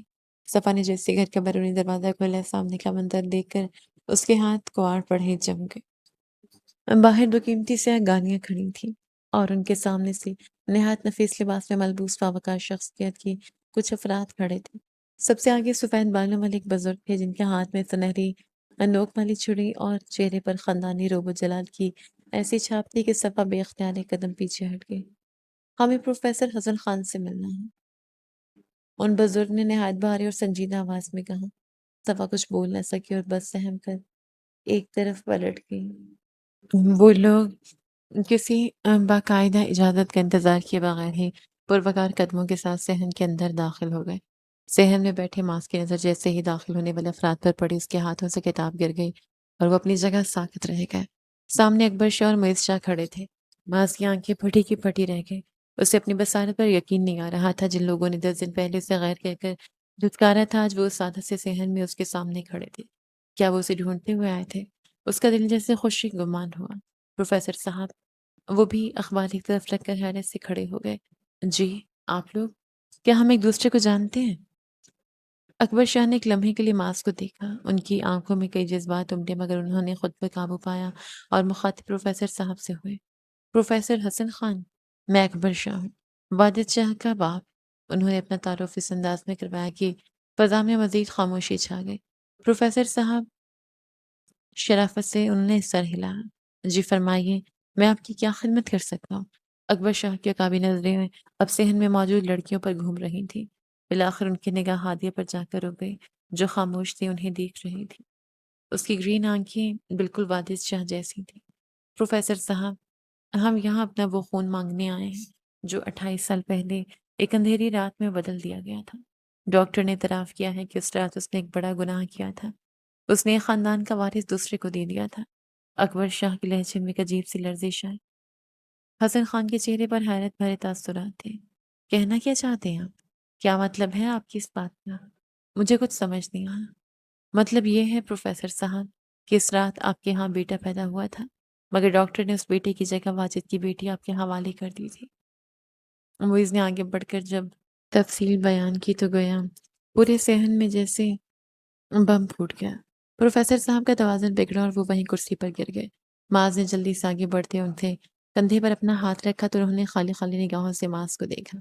نہیں، یہ نہیں ہو سکتا۔ پروفیسر صاحب کی آواز لرز رہی تھی۔ اکبر شاہ نے معاذ کی طرف اشارہ کیا جو اسی وقت کسی بت کی طرح ساکت کھڑا تھا۔ ہاں پروفیسر صاحب، یہ جوان خون جو آپ کے پاس بیٹھا ہے یہ آپ ہی کا خون ہے۔ یہ ہے آپ کا بیٹا اور وہ لڑکی۔ اکبر شاہ کی نظریں ہادیہ پر جم گئی۔ وہ لڑکی واجد شاہ کی بیٹی ہے جسے ڈاکٹر نے آپ کے بیٹے سے بدل دیا تھا۔ کیا ثبوت ہے آپ کے پاس اس بات کا؟ ہادیہ نے ناگواری سے پوچھا۔ ڈاکٹر نے بتایا تھا کہ واجد کی بیٹی کی بائیں پاؤں پر پیدائشی طور پر ایک بڑا سا مسا تھا۔ ہادیہ، کیا تمہارے پاؤں پر ایسا کوئی نشان ہے؟ معیز نے ہادیہ کی طرف دیکھتے ہوئے کہا۔ ہادیہ کے چہرے سے خون جیسے نچڑ گیا۔ اس نے بے ساختہ اپنے پاؤں کی طرف دیکھا جہاں وہی نشان موجود تھا۔ صحن میں موجود ہر شخص پر سخت تارے ہو گئے۔ فریسا، رانا اور صفا سب کی نظریں اب ہادیہ پر تھیں جو اس گھر کی سب سے بڑی اور لاڈلی بہن تھی جس میں سب کی جان بستی تھی، اور وہ آج کسی اور خاندان کے لیے کہلائی جا رہی تھی، جبکہ معاذ جو اب تک ان کی ریک مہمان تھا وہ اس گھر کا اصل وارث نکلا۔ معاذ کی آنکھوں سے ایک آنسو ٹوٹ کر گرا۔ اس نے اپنے باپ پروفیسر حسن پر ڈالی دل سے جیسے ہونک سی اٹھی تھی۔ ابھی کل ہی تو وہ سوچ رہا تھا کہ اس قدر شفقت انسان کاش اس کا سگا باپ ہوتا، اور واقعی وہ اس کا سگا باپ تھا، مگر نہ جانے اب کیا فیصلہ ہونے والا تھا۔ صحن میں چھائی اس سنگین خاموشی کو معاذ کے قدموں کی چاپ نے توڑا۔ وہ جو اب تک ایک طرف کھڑا اپنے بکھرتے ہوئے پہچان کے ملبے کو دیکھ رہا تھا، اب آہستہ آہستہ چلتا ہوا پروفیسر حسن خان اور اکبر شاہ کے درمیان آ کھڑا ہوا۔ اس کے چہرے پر ایک عجیب سا سکون تھا جیسے اس نے کوئی بہت بڑا فیصلہ کر لیا ہو۔ اس نے پہلے ایک نظر اکبر شاہ پر ڈالی جن کی آنکھوں میں اس وقت پچھتاوا اور التجا ایک ساتھ جھلک رہے تھے، پھر مڑ کر پروفیسر صاحب کے پاس آ کر ان کا ہاتھ تھام لیے۔ بابا، میں آپ سے اپنی پہچان نہیں مانگوں گا۔ معاذ کا لہجہ اتنا دھیما اور بھرا ہوا تھا کہ سب کی سسکیاں نکل گئی۔ میں نہیں کہوں گا کہ آپ ہادیہ کو ان کے حوالے کر دیں یا مجھے اپنا بیٹا تسلیم کر لیں۔ میرا رشتہ آپ سے وہی رہے گا جو پچھلے 10 دنوں میں جڑا ہے۔ آپ میرے لیے وہی معتبر ہستی رہیں گے، میرے حسن جنہوں نے مجھے سنبھالا، اور آپ کا یہ احسان کبھی نہیں چکا سکتے۔ پروفیسر صاحب نے نم آنکھوں سے معاذ کو دیکھا، مگر معاذ نے اپنی بات جاری رکھی۔ مگر بابا، وہاں ہسپتال میں ایک انسان ہے، بے بس پڑا ہے وہ۔ معاذ کی آواز تھوڑی لرز گئی۔ اس انسان نے چاہے مجھے اب ٹھکرا دیا ہو، چاہے وہ مجھے اپنا خون نہ مانتا ہو، مگر سچ تو یہ ہے کہ بچپن سے اس نے مجھے بہت پیار اور محبت سے پالا پوسا ہے۔ اس نے مجھے انگلی پکڑ کر چلنا سکھایا، میری ہر خواہش پوری کی، مجھے وہ مقام دیا جس کا آج میں دعویٰ کر رہا ہوں۔ اس باپ کی زندگی اگر بچ سکتی ہے تو یہ آپ کا مجھ پر احسان ہوگا بابا۔ یہ آپ ہی کی بیٹی رہے گی، مگر اس مرتے ہوئے انسان کو بچا لیجیے جس نے مجھے پال پوس کر بڑا کیا، اس کے لیے نہ صحیح میرے لیے، اپنے اس بیٹی کے لیے جس نے ابھی ابھی آپ کو پایا ہے۔ معاذ کے ان الفاظ نے فضا کا رخ بدل دیا۔ اکبر شاہ کی گردن جھک گئی، ان کا سارا غرور معاذ کی اس سالہ ظرفی کے سامنے خاک ہو چکا تھا۔ وہ شخص جسے انہوں نے دھتکارا تھا آج وہی ان کے بیٹے کی زندگی کی بھیک مانگ رہا تھا۔ پروفیسر صاحب نے معاذ کے چہرے کو دیکھا جس میں سچائی اور کرب کا ایک ایسا سمندر تھا۔ پروفیسر صاحب کی آنکھوں سے آنسوں کا بندھن ٹوٹ گیا۔ معاذ کے اعلیٰ ظرفی اور اس کے لہجے کی تڑپ نے پروفیسر حسن خان کے دل کے گوشے گوشے کو ہلا کر رکھ دیا تھا۔ انہوں نے لرزتے ہاتھوں سے معاذ کو آگے بڑھ کر اپنے سینے سے لگا لیا۔ یہ ایک باپ کی اپنے بچھڑے ہوئے بیٹے سے پہلی حقیقی اور جذباتی ملاقات تھی۔ میرے بیٹے، میں تمہیں دل و جان سے اپنا بیٹا مانتا ہوں، پروفیسر صاحب نے معاذ کے سر پر ہاتھ پھیرتے ہوئے روندھی ہوئی آواز میں کہا۔ پھر انہوں نے اپنے آنسو پہنچے اور سر اٹھا کر اکبر شاہ کی طرف دیکھا جو خاموشی سے اس منظر کو دیکھ رہے تھے۔ پروفیسر صاحب کا لہجہ اب دو ٹوک مگر حتمی تھا۔ شاہ صاحب، ہادیہ میری ہی بیٹی ہے اور رہے گی، یہ میری ہی کہلائے گی، لیکن ہم کسی کو اپنی چوکھٹ سے خالی ہاتھ نہیں لوٹاتے۔ اگر میری بیٹی کا بون میرو کسی کی زندگی بچا سکتا ہے تو انسانیت کے ناطے وہ ضرور جائے گی، مگر وہ جائے گی ڈاکٹر ہادیہ حسن خان بن کر، شاہ خاندان کی پوتی بن کر نہیں۔ انہوں نے ہادیہ کا ہاتھ معاذ کے ہاتھ میں دیا اور بڑے مان سے کہا، جاؤ ہادیہ بیٹی، اپنے بھائی کے ساتھ جاؤ، اس انسان کی زندگی بچا لو جس نے تمہارے بھائی کو پالا ہے۔ یہ تمہارے باپ کا حکم بھی ہے اور ایک مسلمان کا فرض بھی۔ ہادیہ نے نم آنکھوں کے ساتھ اپنے ابو کے ہاتھ چومے اور پھر معاذ کی طرف دیکھا۔ معاذ نے ہلکا سا مسکرا کر اسے سائڈ ہگ کیا۔ وہ بھلے رضائی بہن بھائی تھے مگر تھے تو صحیح۔ اکبر شاہ نے اپنی زندگی میں بڑی بڑی جنگیں جیتی تھیں مگر آج وہ ایک مفلس پروفیسر کی ظرف کے سامنے ہار گئے تھے۔ ان کا سر دامن سے جھکا ہوا تھا کیونکہ وہ اپنے مفاد کے لیے بیٹی لینے آئے تھے۔ پروفیسر صاحب نے انہیں بیٹی بھی دے دی مگر اپنی ملکیت اور اپنی محبت کا دعویٰ نہیں چھوڑا، اور جبکہ کچھ دن پہلے جب انہیں پتہ چلا تھا کہ معاذ ان کا خون نہیں تو انہوں نے اسے اپنی زندگی سے نکال پھینکا تھا۔ صحن میں موجود نائلہ بیگم، پریسا، رانا اور صفا سب کی آنکھوں میں آنسو تھے مگر ان آنسو میں اب خوشی کی چمک تھی۔ رشتوں کی الجھی ہوئی ڈوریں آخرکار ایک ایسے مقام پر سلجھ گئی تھیں، ڈوریں آخرکار جہاں جیت صرف محبت اور صرف کی ہوئی تھی۔ بون میرو میچ ہونے کی خبر نے جیسے شاہ ولا کے بجھتے ہوئے چراغوں میں نئی لو دی گئی۔ بون میرو ٹرانسپلانٹ کا مرحلہ انتہائی کٹھن تھا مگر ہادیہ کی ہمت اور ڈاکٹروں کی مہارت نے معجزہ کر دکھایا۔ آپریشن کامیاب رہا اور واجد شاہ کی زندگی کی ڈور جو ٹوٹنے والی تھی ایک بار پھر مضبوط ہو گئی۔ اس واقعے کو کئی دن گزر گئے تھے۔ ہسپتال کی وہ گھبراہٹ اب سکون میں بدل چکے تھی۔ واجد شاہ اب ہوش میں تھے اور تیزی سے صحت یاب ہو رہے تھے۔ ایک شام جب ہسپتال کے وی آئی پی وارڈ میں خاموشی تھی تو بیگم واجد کمرے میں داخل ہوئی۔ انہوں نے دیکھا کہ ہادیہ نہایت خاموشی اور پیشہ ورانہ مہارت سے واجد شاہ کی ڈرپ چیک کر رہی تھی۔ وہ عورت جو کبھی غرور کی علامت تھی آج اپنی ہی بیٹی کے سامنے ہاتھ جوڑے کھڑی تھی۔ ہادیہ بیٹی، مجھے معاف کر دو۔ میں نے اس خون کے چکر میں اس حقیقت کو بھلا دیا تھا کہ مائیں صرف جنم دینے سے نہیں پالنے سے بنتی ہیں۔ میں نے تم کو دھتکار کر جو گناہ کیا اس کا بوجھ میرا دل نہیں سہ پا رہا، لیکن میں کیا کرتی، ڈر گئی تھی، میں نے خود کو چن لیا۔ ہادیہ نے نظریں جھکا لی اور خاموشی سے اپنا کام کرتی رہی۔ اس کے لیے یہ سب رشتے اب بھی ایک معمہ تھے۔ اسی وقت معاذ کے کمرے میں داخل ہوئے۔ اسے دیکھتے ان کے چہرے پہ ممتا کی ایک تڑپ جاگے۔ وہ تیزی سے اس کی طرف بڑھی اور لرزتی آواز میں بولی، معاذ، میرے لال، اپنی ماں کو معاف نہیں کرو گے؟ سب نے تمہیں کیا کچھ نہیں کہا، تمہیں اپنے خاندان سے نکال دیا مگر میں چپ چاپ تماشا دیکھتی رہی۔ میں کیسی ماں تھی جو 28 سال کی اس محبت کو ایک لمحے میں بھول گئی، مگر میں بہت ڈر گئی تھی کہ میں اس عمر میں طلاق کا دھبا نہ لے بیٹھوں۔ معاذ کے قدم وہیں رک گئے۔ اس نے اپنی ماں کی طرف دیکھا جس نے اسے پالا تھا، جس نے اسے انگلی پکڑ کر چلنا سکھایا تھا۔ اس کے ذہن میں وہ منظر گھوم گیا جب سب نے اسے چھوڑ دیا تھا تو اس کی ماں نے اس کا دفاع تک نہ کیا۔ جس ماں نے پالا وہ کبھی ڈر کے پیچھے نہیں چھپتی۔ لیکن خیر، آپ سے کیا ہی امید رکھوں، آپ نے تو اپنی سگی بیٹی کو بھی نہ چھوڑا تو میں کیا چیز۔ معاذ کا لہجہ برف کی طرح ٹھنڈا اور سپاٹ تھا۔ اس کی آنکھوں میں وہ پرانی چمک نہیں تھی، بس ایک خالی پن تھا۔ بیٹا، میں ڈر گئی تھی، حالات ایسے تھے۔ انہوں نے اس کا ہاتھ تھامنا چاہا مگر معاذ نے بڑی شائستگی مگر بے رخی سے اپنا ہاتھ پیچھے کر لیا۔ رشتے خون سے نہیں احساس سے جڑتے ہیں۔ آپ نے میرے اعتبار مان کو بھی قتل کر دیا تھا جو مجھے آپ کی ممتا پر تھا۔ اب آپ کے پاس آپ کا اپنا خون ہادی آ چکی ہے تو اب میری کیا ضرورت، اور آپ میں سے کسی کا بھی کچھ نہیں ہوں میں تو ایک فالتو انسان ہوں اور میں صرف اپنا فرض نبھانے آیا ہوں۔ معاذ نے ایک نظر بیڈ پر لیٹے واجد شاہ پر ڈالی جن کی آنکھ میں پچھتاوے کے آنسو تھے، مگر معاذ نے وہاں رکنا گوارا نہیں کیا۔ وہ بڑی بے رخی سے مڑا اور تیز قدموں سے وارڈ سے باہر نکل گیا۔ اس کی خاموشی ان کے لیے ہزاروں لفظوں سے زیادہ تکلیف دیتی۔ اسے اب اس گھر کی وہ ادھوری محبت نہیں چاہیے تھی۔ اسے تو پروفیسر صاحب کے اس چھوٹے سے صحن نے وہ سکون دے دیا تھا جس کی اسے تلاش تھی۔ معاف کیجیے گا آنٹی، میں بھی آپ کو کبھی اپنی ماں نہیں کہہ سکتی، یہ تو دل سے رشتے جوڑتے ہیں۔ ہادیہ نے بھی گہری سانس لیتے ہوئے کہا اور پھر باہر نکلتی چلی گئی۔ پروفیسر صاحب کے گھر کا صحن آج کتنے دنوں بعد کسی مہکتے ہوئے گلستان کا منظر پیش کر رہا تھا۔ دیواروں پر چڑھی ہوئی بیلیں تازہ کلیوں سے لدی تھیں اور فضا میں نازیہ اور فائزہ کے بچوں کی معصوم کلکاریاں گونج رہی تھیں۔ نازیہ اور فائزہ اپنے بچوں سمیت 2 دن پہلے یہاں ڈیری ڈالے ہوئے تھے اور گھر میں وہ روایتی گہما گہمی تھی جو صرف سچے رشتوں کے بیچ میسر آتی ہے۔ ماں چٹان پر بیٹھا نازیہ کی 2 سال کی بیٹی کے ساتھ کشتی لڑ رہا تھا، کبھی اس کی گول مٹول گال کھینچتا تو کبھی اسے ہوا میں اچھالتا۔ ارے نازیہ، دیکھو تو اسے، بالکل اپنے اس ماموں پر گیا ہے۔ چٹا گھورا معاذ نے ہنستے ہوئے بچے کی گال زور سے کھینچے۔ ارے معاذ لالا، بس کریں، میرے بیٹے کا چہرہ لال کر دیں۔ نازیہ نے کچن سے جھانکتے ہوئے مسنوں غصے سے ٹوکا۔ ارے بس کیوں کروں، یہ میرا بھانجا ہے اور میں اس پر پورا حق رکھتا ہوں۔ تم جو اپنا کام کرو، معاذ نے شوخی سے جواب دیا اور پھر دوسرے بچے کو اپنی گود میں بٹھا لیا اور ساتھ وگاہے وگاہے اپنی جنجان فریسا کو دیکھنا نہیں بھول رہا تھا۔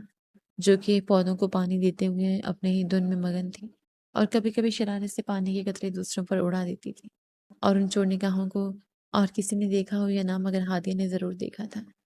وہ کافی دیر سے ماس کی ان چور نظروں کا تعاقب کر رہی تھی جو بار بار صحن کے دوسرے کونے میں کھڑی پالو کی طرف اٹھ رہی تھی۔ ہادیہ دبے قدم ماس کے پیچھے آئی اور اس کے کان میں نہایت شرارتی لہجے میں سرگوشی کی۔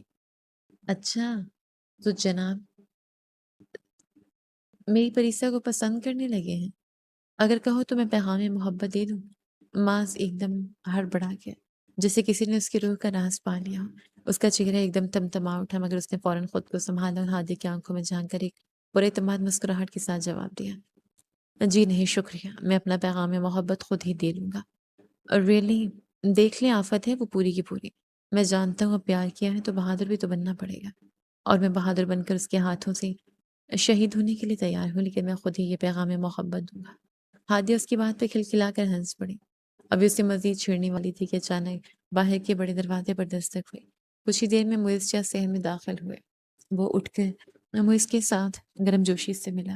صرف ایک وہی تھا جس کے ساتھ وہ ٹھیک سے بات کرتا تھا، ورنہ شاویلا سے جتنی بار کوئی بھی اس سے ملنے آیا وہ ان سے بات ہی نہیں کرتا تھا۔ کتنی دیر وہ بیٹھا رہا، پھر گھر چلا گیا۔ 3-4 دن کے بعد وہ پھر سے ٹپک پڑا تھا، اور اس بار اس نے جو ارادہ باندھا تھا وہ آج کرنے والا تھا۔ اسلام دعا کے بعد معز نے سب کی موجودگی میں نہایت وقار سے بات شروع کی۔ پروفیسر صاحب، میں یہاں ایک درخواست لے کر آیا ہوں۔ میں ہادیہ کا ہاتھ مانگنے آیا ہوں۔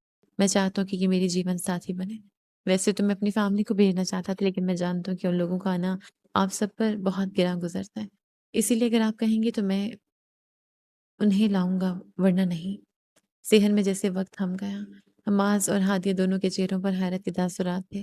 ایسا کیسے ہو سکتا ہے معیز؟ تم اچھی طرح جانتے ہو ہادیہ اور میں شاویلا سے کسی قسم کا تعلق نہیں رکھنا چاہتے، اور اگر یہ بات تم میری اس دن کی بات کی وجہ سے کر رہے ہو جب میں نے تمہیں کہا تھا کہ میں نے تمہارے لیے ہادیہ کو چوز کیا ہے، تو پلیز اس وجہ سے یہ مت کرو۔ معاذ نے لب کچلتے ہوئے کہا، میں ہادیہ کو شاویلا لانے کے لیے یہ سب نہیں کر رہا ہوں، اور نہ ہی یہ کوئی خاندانی سمجھوتا ہے، اور نہ ہی تمہاری بات کی وجہ سے یہ بات رکھی ہے۔ حقیقت یہ ہے کہ مجھے ہادیہ پہلی ہی نظر میں بہت اچھی لگی تھی۔ اس کا ظرف اور اس کی شخصیت میرے دل کو چھو گئی ہے، اور اسی دن میں نے اسے اپنا بنانے کا سوچا۔ اور ویسے بھی میں لندن میں سیٹل ہوں اور میرا ارادہ وہیں واپس جانے کا ہے۔ میں ہادیہ کو اپنے ساتھ وہیں لے کر جاؤں گا۔ میں اسے ان تمام تلخیوں اور پرانے جھگڑوں سے دور ایک نئی اور پرسکون دنیا دینا چاہتا ہوں، جہاں وہ صرف میری بیوی بن کر رہے گی، اور اگر وہ شاویلا والوں سے ملنا چاہے گی تو ٹھیک ہے، ورنہ میں اسے کبھی فورس نہیں کروں گی۔ اور اب بھی میں چند لوگوں کو لے کر آؤں گا اور نکاح کر کے اسے لے جاؤں گا۔ پروفیسر صاحب کے دل میں سکون کی ایک لہر سے اٹھی۔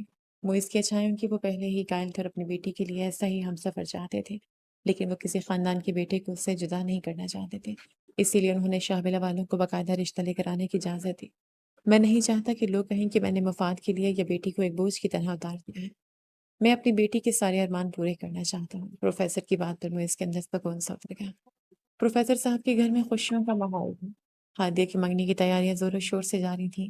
چونکہ ہادیہ گھر کی سب سے بڑی بیٹی تھی اور اس نے اپنی ڈاکٹری کی پڑھائی مکمل کرنے کے لیے اب تک شادی سے انکار کیا تھا، اس لیے پروفیسر صاحب اپنی اس لاڈلی بیٹی کے رخصتی کے ہر فنکشن کو یادگار بنانا چاہتے تھے۔ منگنی کی تقریب کے لیے شاویلا کے تمام افراد مدعو تھے۔ اکبر شاہ، واجد شاہ اور ان کی بیگم سبھی نہایت ندامت اور محبت کے ساتھ اس چھوٹے سے صحن میں موجود تھے۔ انگوٹھی پہنانے کی رسم نہایت وقار کے ساتھ مکمل ہوئی۔ ہادیہ اور معیز ایک دوسرے کے ہو چکے تھے۔ رسم کے بعد جب سب کھانے کے لیے بیٹھے تو اکبر شاہ نے معاذ کا ہاتھ تھام لیا۔ ان کا لہجہ التجائیہ تھا۔ معاذ، میرے بیٹے، اب واپس گھر چلو۔ تمہارے بغیر وہ محل ہمیں کاٹنے کو دوڑتا ہے۔ ہمیں اپنی غلطیوں کا احساس ہے۔ ہمیں معاف کر دو اور واپس اپنے گھر کی رونق بنو۔ معاذ نے نظریں جھکا دیں۔ اس کے چہرے پر ایک عجیب سی کشمکش تھی۔ دادا سائیں، میں اب اس ماحول میں ایڈجسٹ نہیں کر پاؤں گا۔ وہاں کے پروٹوکول اور وہاں کی تلخیاں، میں یہاں سادگی میں خوش ہوں۔ اس بار اکمل صاحب اور باقی سب نے بھی اصرار شروع کر دیا۔ معاذ، تمہارے بغیر کاروبار تباہ ہو رہا ہے، سب کچھ خسارے میں جا رہا ہے۔ وہ سارا بزنس تمہاری محنت کا مرہون منت ہے، تمہیں واپس آنا ہی ہوگا۔ معاذ نے خاموشی سے پروفیسر صاحب کی طرف دیکھا۔ پروفیسر صاحب نے اس کی آنکھوں میں چھپا کر اور محبت دونوں پڑھ لیے۔ وہ جانتے تھے کہ وہ برسوں وہاں رہا ہے اور اس لیے انہیں بے انتہا محبت کی ہے۔ ان کا بیٹا انہیں چاہے نہ بتاتا مگر وہ اس کی آنکھوں میں پڑھ سکتے تھے، اور ان چند دنوں میں وہ جانتے بھی تھے کہ وہ آسائشات کا کس قدر عائدے ہیں۔ وہ ان جیسا بننے کی کوشش کر رہا ہے، لیکن کئی بار اس کے چہرے پر عجیب بے بسی کے تاثرات طاری ہو جاتے تھے۔ انہوں نے اپنے بیٹے کی زندگی کو آسان بنانے کا فیصلہ کر لیا۔ انہوں نے نہایت شفقت سے معاذ کے سر پر ہاتھ رکھا اور اس بات میں سر ہلا کر اسے ہاں کہنے کا اشارہ کیا۔ معاذ نے ایک گہرا سانس لیا اور سب کی طرف دیکھے اور بولا، ٹھیک ہے، میں واپس چلوں گا مگر میری ایک شرط ہے۔ اگر آپ سب مانیں گے تو ہی میں قدم اٹھاؤں گا۔ پروفیسر صاحب نے حیرت سے پوچھا، کیسی شرط بیٹا؟ بابا، شاویلا کے بالکل ساتھ والا گھر میں نے کچھ عرصہ پہلے اپنی سیونگ سے خریدا تھا۔ وہ گھر اب میں آپ کے نام کرنا چاہتا ہوں۔ میں چاہتا ہوں کہ آپ سب وہاں شفٹ ہو جائیں۔ میں اپنی دونوں فیملیوں کے ساتھ رہنا چاہتا ہوں۔ میں نہیں چاہتا کہ ایک باپ کو ملے تو دوسرا چھوڑ جائے۔ میں آپ دونوں کے بنا نہیں رہ سکتا۔ میں آپ میں سے ہر ایک کے بنا ادھورا ہوں۔ یہ سن کر سب کی آنکھیں نم ہو گئیں۔ پروفیسر صاحب نے معاذ کے سالہ ظرفی پر اس سینے سے لگا دیا۔ ہاشی پانی دیا، تاہا کو بھی دو اور ذربا کو بھی، تاہا اٹھو۔ شاہ خاندان کے بھی لوگوں نے خوشی خوشی اس تجویز کو قبول کر لیا، کیونکہ اس طرح تمام رنجشیں ختم ہو رہی تھیں۔ اگلے سے دن سے پروفیسر صاحب کا خاندان شاہ ویلا کے ساتھ والے بنگلے میں شفٹ ہو گیا اور وہاں ہادیہ کی شادی کی تیاریاں زور و شور سے جاری تھیں۔ آج مہندی کا فنکشن تھا اور روشنیوں سے سجے اس نئے گھر میں ڈھولک کی تھاپ گونج رہے تھے۔ سب لوگ اپنے کام میں مصروف تھے اور معاذ نے بھی سب معاملات کو سنبھالا ہوا تھا۔ ایک طرف اس کے جان جیسے دوست کی شادی تھی اور دوسری طرف اس کی دوست نما بہن تھی۔ اس رنگین محفل کی بیچ فریسا یلو اور گرین کلر کے امتزاج کے لباس میں ملبوس، ہاتھوں میں مہندی کی تھالی تھامے کسی ہرنی کی طرح پورے گھر میں لہراتی پھر رہی تھی۔ اس کی شرارتیں آج عروج پر تھیں۔ کبھی وہ ہادیہ کے پاس جا کر اسے چھیڑتی تو کبھی آ کر میز کی ٹانگ کھینچتی۔ اس کی ہر ادا کو اپنی آنکھوں میں قید کر رہا تھا۔ وہ جانتا تھا کہ پریسا اس گھر کی وہ رونق ہے جس کے بغیر اس کی کائنات ادھوری ہے۔ معاذ بھائی، خیریت تو ہے؟ آپ کسی حسینہ کی زلفوں کے اسیر تو نہیں ہو گئے؟ کب سے دیکھ رہے ہیں، خود سے ہی ہنسے جا رہے ہیں، پاگل واگل تو نہیں ہو گئے؟ وہ اسے چھیڑنے سے باز نہیں آئے اور اس کے بھائی کہنے پر بدان پیس کر اس کے قریب آئے۔ کہ کیا ہوا؟ مجھے کیوں کھا جانے والی نظروں سے دیکھ رہے ہیں؟ کوئی جواب دینے کے بجائے بجلی کسی تیزی سے پریسا کی کلائی تھامی۔ پریسا کے ہاتھ سے مہندی کی تھالی چھوٹ گئی مگر معاذ نے اسے سنبھلنے کا موقع ہی نہ دیا۔ ارے ارے معاذ بھائی، یہ کیا بدتمیزی ہے؟ چھوڑیے مجھے، کوئی دیکھ لے گا تو کیا کہے گا؟ وہ ہڑبڑا کر بولی۔ اس کا سانس پھولنے لگا اور دل کی دھڑکن بھی ترتیب ہو گئی۔ معاذ اسے کسی منہ میں گڑیا کی طرح کھینچ تو بنگلے کے پچھلے حصے میں بنے سوئمنگ پول ایریا کی طرف لے گئے۔ وہاں مکمل خاموشی اور گھپ اندھیرا تھا۔ پریسا کی گھبراہٹ اب انتہا کو پہنچ رہی تھی۔ معاذ، مجھے اندھیرے سے ڈر لگتا ہے، پلیز چلیں یہاں سے، آپ کو کیا ہو گیا ہے؟ معاذ اس کے بالکل سامنے کھڑا ہوا۔ اس کے چہرے پر ایک پرسرار مسکراہٹ تھی۔ اس نے پریسا کی آنکھوں میں جھانک کر نہایت استحقاق سے فضا میں ایک چٹکی بجائی۔ چٹکی کی آواز کا گونجنا تھا کہ جیسے پورے سوئمنگ پول کے گرد لگی ہزاروں فری لائٹس ایک ساتھ جگمگا اٹھی۔ روشنی کے اس اچانک دھماکے نے پریسا کو دنگ کر دیا۔ پول کے نیلگوں پانی پر سرخ رنگ کی پتیوں اور تیرتی ہوئی شمعوں کی مدد سے ایک بڑا سا آئی لو یو لکھا ہوا تھا جو رات کے اس پہر کسی فیری ٹیل جیسا ہی لگ رہا تھا۔ پریسا نے اپنا ہاتھ حیرت سے منہ پر رکھ لیا۔ اس کی آنکھیں پھیلی کی پھیلی رہ گئی۔ ابھی وہ اس منظر کے سحر انگیزی میں کھوئی ہوئی تھی کہ معاذ ایک دم سے اس کے سامنے گھٹنوں کے بل بیٹھا اور اس نے جیب سے ایک مخملی ڈبیا نکالی جس میں جڑا ہیرا روشنی کے عکس سے جگمگا رہا تھا۔ پریسا، جب سے میں نے پیار کو جانا ہے صرف تم سے پیار کیا ہے۔ تم وہ روشنی ہو جس نے میرے اندھیرے کو زندگی دی ہے۔ تم وہ ہو جس کی مسکراہٹ میرے سکون کا باعث ہے۔ میری کائنات کا مرکز صرف تم ہو۔ کیا تم اس مغرور ایروگینٹ بادشاہ کو اپنا بنانا پسند کرو گی جو تمہارے بنا ادھورا سا ہے؟ پریسا، جو ہمیشہ اپنی زبان کی نشت سے سب کو زج کرتی تھی، آج بالکل لاجواب کھڑی تھی۔ وہ کبھی انگوٹھی کو دیکھتی، کبھی پانی پر تیرتی اس پھولوں سے لکھے آئی لو یو کو، اور کبھی معاذ کے اس بدلے ہوئے روپ کو۔ اس کے گالوں پر حیا کی سرخی دوڑ گئی اور وہ اپنی انگلیوں کے پوروں کو مسلتے ہوئے پیچھے ہونے لگی۔ آپ اتنے فلمی کب سے ہو گئے؟ اور یہ سب کرنے کی کیا ضرورت تھی؟ آپ ایسے بولتے تھے، پتہ ہے اس طرح آپ کے تنگ کرنے سے ہارٹ اٹیک آتے رہا۔ جائیے، میں نہیں پہننے والی انگوٹھی۔ اس نے اپنی گھبراہٹ چھپانے کے لیے بچکانے سے شکایت کی مگر اس کی آنکھوں کی چمک اور چہرے کی سرخی نے اس کے دل کا حال سنا دیا۔ معاذ نے اس کی پیاری سی ادا کو دل میں اتار لیا اور اسے قریب کھینچ کر اس کی کمر پر ہاتھ رکھا۔ ابھی تو تنگ کرنا شروع ہی نہیں کیا میں نے، معاذ نے مسکراتے ہوئے کہا۔ کر کے دکھاؤں یا پہن لو گی انگوٹھی؟ پریسا نے اس کی بے باکی پر گھبرا کر جلدی سے اپنا ہاتھ اس کی طرف بڑھا دیا۔ جیسے معاذ نے پریسا کا ہاتھ تھام کر اس انگوٹھی پہنائی اور اس کے ہاتھ کے پشت پر لب رکھے تو پریسا کا چہرہ حیا کے سرخی سے سرخ ہو گیا اور اس نے فوراً اپنی نظریں جھکا لی۔ اچانک سوئمنگ پول کی خاموشی ایک زبردست شور میں بدل گئی۔ پکڑے گئے، آخرکار پکڑے گئے۔ فائزہ، ہادیہ اور معز سمیت پوری ینگ پارٹی جو دیواروں اور پودوں کے پیچھے چھپے یہ منظر دیکھ رہی تھی ایک دم ہانکے لگاتے ہوئے باہر نکل آئی۔ پریسا نے گھبرا کر فوراً اپنا ہاتھ معاذ کے قریب سے چھڑایا اور ہکا بکا کھڑی رہ گئی جبکہ معاذ نے بکھلاہٹ میں اپنا سر کھجایا۔ او ہو معاذ بھائی، اتنی پلاننگ! ہم تو سمجھے تھے آپ صرف بزنس ڈیل کرنا جانتے ہیں۔ فائزہ نے تالیاں بجاتے ہوئے چھیڑا۔ نازیہ نے شرارت سے پریسا کا کان کھینچا اور ہماری معصوم سی پارو جو معاذ بھائی کہتے نہیں تھکتی تھی، اب کیا ارادہ ہے؟ اس سے پہلے کہ دونوں کچھ صفائی دیتے اس نے انہیں گھیر لیا اور زبردستی کھینچتے ہوئے اندر لاؤنج کی طرف لے گئے، جہاں پروفیسر صاحب اکبر شاہ اور خاندان کے دیگر بڑے سنجیدگی سے بیٹھے باتیں کر رہے تھے۔ دعویٰ سائیں، پروفیسر صاحب، آج کی سب سے بڑی عدالت میں ایک ملزم پیش ہے۔ ہادی نے ماسک کو پروفیسر صاحب کے سامنے کھڑا کرتے ہوئے کہا۔ پروفیسر صاحب نے چشمہ درست کیا اور ماسک کی طرف دیکھا جو سر جھکائے کان کے لوگوں مسل تو ادھر ادھر دیکھ رہا تھا۔ جی معاذ میاں، کیا معاملہ ہے؟ معاذ نے ایک نظر پریسا پر ڈالی جو ڈر کے مارے ہادیہ کے پیچھے چھپ رہی تھی، پھر ایک گہرا سانس لے اور ہمت جمع کر کے بولا، بابا، سچی بات تو یہ ہے کہ میں نے کوئی جرم نہیں کیا، میں آپ کی بھانجی سے پیار کرتا ہوں اور اسے اپنی زندگی کا حصہ بنانا چاہتا ہوں۔ اب سزا دیں یا دعا، فیصلہ آپ کا ہے۔ معاذ کی اس کھری اور معصومانہ بات پر پورے لاؤنج میں ایک پل کو خاموشی چھائی اور پھر سب کے زوردار قہقہوں سے در و دیوار گونج اٹھے۔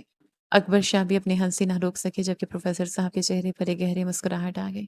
دیکھو معاذ میاں، محبت اپنی جگہ مگر ابھی پریسا کی تعلیم ادھوری ہے۔ میری ایک شرط ہے، جب تک پریسا کی گریجویشن پوری نہیں ہوگی تب تک پریسا مکمل طور پر تمہاری نہیں ہوگی۔ معاذ کا منہ لٹک گیا مگر معز نے فوراً لکما دیا، بابا صاحب، تعلیم تو ہوتی رہے گی، کیوں نہ اس رشتے کو قانون شرعی تحفظ دے دیا جائے؟ ہمارے نکاح کے ساتھ ہی ان کا نکاح کروا دیتے ہیں، رخصتی بے شک گریجویشن کے بعد رکھیے گا۔ سب نے تجویز کی تائید میں شور مچایا۔ پروفیسر صاحب نے پریسا کی طرف دیکھا جو شرم سے پانی پانی ہو رہی تھی، اور پھر معاذ کی طرف جس کی آنکھوں میں التجا تھی۔ چلو بھائی، ہار گیا میں ان بچوں سے، ٹھیک ہے، نکاح ابھی ہوگا، رخصتی پڑھائی کے بعد۔ پروفیسر صاحب کے اس فیصلے پر پورے گھر میں مٹھائیاں بٹنے لگی اور ڈھولک کی تھاپ ایک بار پھر تیز ہو گئی۔ بنگلے کا وہ وسیع اور ریس لاؤنج جو بھی کچھ دیر پہلے تک یہ کو مبارکباد اور مٹھائیوں کی خوشبو سے مہک رہا تھا، اب آہستہ آہستہ خاموشی کی چادر اوڑھ رہا تھا۔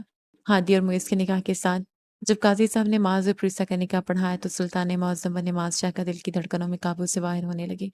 سفید اور لائٹ گولڈ شیروانی میں ملبوس معاذ اس وقت اپنے کمرے کی بالکنی میں کھڑا رات کے پچھلے پہر آسمان پر چمکتے تاروں کو دیکھ رہا تھا، جہاں ٹھنڈی ہوا اس کے چہرے کو چھو کر گزر رہی تھی۔ دل میں ایک عجب سا سکون اور بےتابی تھی۔ اچانک کمرے میں ہوتی آہٹ پہ وہ پلٹ اور اپنی جگہ ساکت رہ گیا۔ سامنے پریسا کھڑی تھی، سرخ اور سنہری کامدانی کی بھاری اور اسی جوڑے میں ملبوس جس کا لمبا گھونگھٹ اس کے چہرے کو چھپائے ہوئے تھا۔ وہ شرم اور گھبراہٹ کی مارے اپنی انگلیاں آپس میں مروڑ رہی تھیں۔ ہادی اور کزنز نے زبردستی اسے معاذ کے کمرے میں بھیجا تھا کہ نکاح کی پہلی رات ہے، جو اپنے شوہر سے دعا ہی لیا۔ معاذ کے لبوں پر ایک دلکش اور گہری مسکراہٹ رینگ گئی۔ وہ دھیمے قدم قدم چلتا اس کے قریب آیا، اس کی شیروانی کی سرسراہٹ پہ ریسا کے دل کی دھڑکنوں کو تیز کر رہی تھی۔ تو آخر کار مسز معاذ شاہ میرے کمرے میں تشریف لے آئے۔ معاذ نے انتہائی نرمی سے اپنا ہاتھ آگے بڑھایا اور پریسا کے کپ پاتے ہوئے مخملی ہاتھوں کو اپنی گرم گرفت میں لے لیا۔ اس کا لمس پاتے ہی پریسا کے وجود میں ایک سنسنی سے دوڑ گئی۔ معاذ اسے آہستہ سے چلاتا ہوئے بیڈ کی طرف لے گیا اور اسے بٹھانے کے بعد خود اس کے بالکل سامنے بیٹھ گئے۔ ریسا، اپنی نظریں اٹھاؤ، اب یہ شاہ رخ خان تمہارا مجرم بھی ہے اور تمہارا ہمسفر بھی۔ اس نے پرانی ملاقات کا حوالہ دیتے ہوئے شرارت سے کہا۔ پریسا نے گھونگھٹ کے اندر سے تیکھے لہجے میں بولنا چاہا، آپ نا بالکل اپنی عادت سے باز نہیں آئیں گے۔ معاذ نے دھڑکتے دل کے ساتھ اس کا گھونگھٹ اٹھایا اور پریسا کا چہرہ دیکھتے ہوئے ساکت ہوا، جو واقعی کسی پری جیسی لگ رہی تھی۔ بڑی بڑی سی آنکھیں جن میں کاجل لگا تھا، سرخ ہونٹ جو کپکپا رہے تھے اور گالوں پر حیا کی وہ سرخی جو کسی بھی میک اپ سے زیادہ دلکش تھی۔ بیوٹیفل، معاذ کے منہ سے بے اختیار نکلا۔ اس نے آگے بڑھ کر پریسا کے ماتھے پر اپنے لب رکھ دیے۔ یہ لمس اتنا پاکیزہ اور گہرا تھا کہ پریسا کی آنکھیں خود بخود بند ہو گئیں۔ تم جانتی ہو پریسا، جب تم پہلی بار مجھ سے ٹکرائی تھی اور مجھ پر بدتمیزی کا الزام لگایا تھا، مجھے اندازہ بھی نہیں تھا یہ قدرت مجھے میری سب سے بڑی خوشی سے ٹکرانے لائی ہے۔ معاذ نے اس کے چہرے کو اپنے دونوں ہاتھوں کے پیالے میں لیتے ہوئے کہا۔ پریسا نے اپنی خوبصورت آنکھیں کھولیں جن میں اب شرارت کی ایک ہلکی سی رمق جاگی۔ اچھا، اور جو آپ نے مجھے چیپ خاندان کی لڑکی کہا تھا اور اپنی قیمتی جوتی مجھ پر اچھالنے کا موقع دیا تھا، اس کا کیا؟ معاذ نے ایک دلکش کہکا لگایا۔ اوہ، تو میری بیوی کو ابھی تک وہ جوتی یاد ہے؟ چلو میں اس دن کی ہر تلخی کو تلافی کرنے کے لیے تیار ہوں۔ معاذ نے اپنی جیب سے ایک انتہائی خوبصورت اور نایاب ہیرے کا نیکلس نکالا جو اس نے خاص طور پر اس رات کے لیے بنوایا تھا۔ یہ شاہ خاندان کی روایتی دولت نہیں ہے پریسا، یہ میری اپنی محنت اور میرے دل کی محبت کا تحفہ ہے میری جان کے لیے۔ اس نے میری جان کے لفظ پر اتنا زور دیا کہ پریسا کو معز کا وہ فون کال یاد آ گیا اور وہ کھلکھلا کر ہنس پڑی۔ اب ہنسنا بند کرو، مجھے یہ پہنانے دو۔ معاذ نے محبت سے کہا۔ پریسا کے پیچھے سے ہو کر اس کے خوبصورت گلے میں وہ مالا پہنا گیا۔ معاذ کی انگلیوں کے پور جب پریسا کی گردن کے دمجل سے ٹکرایا تو پریسا نے بے اختیار معاذ کی شیروانی کے دامن کو اپنی مٹھی میں دبوچ لیا۔ مالا پہنانے کے بعد معاذ نے اسے دوبارہ اپنے سامنے کیا اور اس کی کمر کے گرد اپنے ہاتھ پھیلا کر اسے اپنے سینے سے لگا لیا۔ پریسا نے بھی اس بار کوئی مزاحمت نہیں کی، اس نے اپنا سر معاذ کے مضبوط سینے پر رکھ دیا، جہاں معاذ کے دل کی تیز دھڑکن صاف سنی جا سکتی تھی۔ پڑھائی تو ہوتی رہے گی مسز ماس، مگر یاد رکھنا اس دل پر اب صرف اور صرف تمہاری حکومت ہے۔ تم میری وہ پہچان ہو جو مجھے میرے اجڑنے کے بعد ملی ہے۔ ماس نے اس کے بالوں کو چومتے ہوئے سرگوشی کی۔ پریسا نے اس کے سینے پر سر رکھے ہوئے دھیمے سے کہا، اور آپ میری وہ پہچان ہیں جس کے بغیر میں خود کو ہمیشہ ادھورا سمجھتے آئی ہوں۔ لو یو ماس۔ ماس کے لبوں پر ایک فاتحانہ مسکراہٹ ابھری۔ ماس نے پریسا کے چہرے کو اوپر اٹھایا۔ اس کی آنکھوں میں گہری محبت کا سمندر تھا۔ وہ دھیمے سے اس کے اور قریب ہوا۔ دونوں کے درمیان فاصلے مٹ رہے تھے۔ سانس ایک دوسرے کے چھو رہی تھیں، اور اس سے پہلے کہ اور قریب ہوتے، ٹک ٹک ٹک وقت ختم ہوا جاتا ہے دلہا بھائی۔ اچانک کمرے کا دروازہ کسی طوفان کی طرح کھلا اور ہادیہ، معز، رانا اور صفا کہکے لگاتے ہوئے اندر داخل ہو گئے۔ معاذ اور پریسا بجلی کی تیزی سے ایک دوسرے سے دور ہوئے۔ پریسا نے گھبرا کر فوراً اپنے چہرے پر دوبارہ گھونگھٹ کرا لیا، جبکہ معاذ کا منہ کھلے کا کھلا رہ گیا۔ یہ کیا بدتمیزی ہے؟ تم لوگ اس وقت یہاں کیا کر رہے ہو؟ اور دروازہ ناک کرنے کی زحمت کیوں نہیں کی؟ معاذ نے بکھلاہٹ اور شدید جھنجھلاہٹ میں اپنی شیروانی کے بٹن درست کرتے ہوئے دانت پیسے۔ معز نے شرارت سے تالی بجائی اور معاذ کے کندھے پر ہاتھ رکھ کر بولا، ارے میرے جگر، ہم تو تمہیں قانون اور شریعت کے حدود یاد دلانے آئے ہیں۔ پروفیسر صاحب کا حکم بھول گئے کیا؟ ابھی صرف نکاح ہوا ہے، رخصتی 2 سال بعد گریجویشن مکمل ہونے پر ہوگی۔ ہاں لالا، اور 2 سال تک آپ کا صبر کا پھل میٹھا ہوتا ہے والے فارمولے پر عمل کرنا پڑے گا۔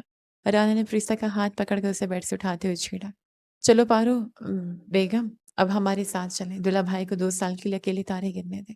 معاذ نے بے بسی سے معز کی طرف دیکھا، معز، تم تو میرے بھائی ہو، تم تو اپنی اس پلٹن کو سمجھاؤ، یہ کیا ظلم ہے؟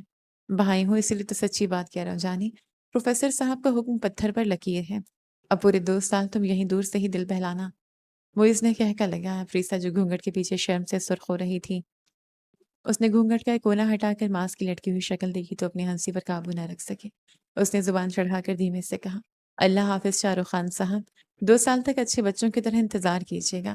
تم تو میری سائڈ پہ تھی نا؟ ظالم لڑکی، کر لو جتنا ظلم کر سکتی ہو، گن گن کر بدلے لوں گا۔ یہ کہتے ایک آنکھ ونک کرتا اس کو سٹپٹانے پہ مجبور کر کے کزنز زبردستی پریسا کو ہنستے کھیلتے کمرے سے باہر لے گئے۔ گڈ نائٹ دلہا بھائی، صابرین کے ساتھ اللہ کی مدد ہوتی ہے، معز کہہ کر ہوا میں بلند ہوا۔ او بھائی میری فکر چھوڑ، اپنی والی کی فکر کر۔ ٹیبل سے بڑا گلاس اس کی طرف اچھالا، جسے معز کیچ کرتے مسکراتا اور کمرے کی جانب بڑھ گیا۔ معز کے جاتے ہی معاذ کے قدم بالکنی کی طرف بڑھے اور مسکراتے ہوئے آسمان کی طرف دیکھا۔ 2 سال کا یہ انتظار طویل ضرور تھا، مگر وہ جانتا تھا کہ اپنی پریسا کو مکمل طور پر پانے کے لیے وہ 2 سال کیا پوری زندگی بھی صبر کر سکتا تھا۔ دوستو ناول کیسا لگا کمنٹ سیکشن میں لازمی بتائیے گا۔ شکریہ۔ تو میرے پیارے دوستوں، کیسا لگا آپ کو معاذ اور پریسا کا یہ سفر اور ناول پہچان؟ کمنٹ سیکشن میں اپنی رائے کا اظہار لازم کیجیے گا۔ اگر کہانی دل کو چھو گئی ہو تو ویڈیو کو لائک کریں اور ہمارے چینل اردو رومانٹک ناولز کو سبسکرائب کرنا مت بھولیں۔ اگلی کہانی تک کے لیے اللہ حافظ۔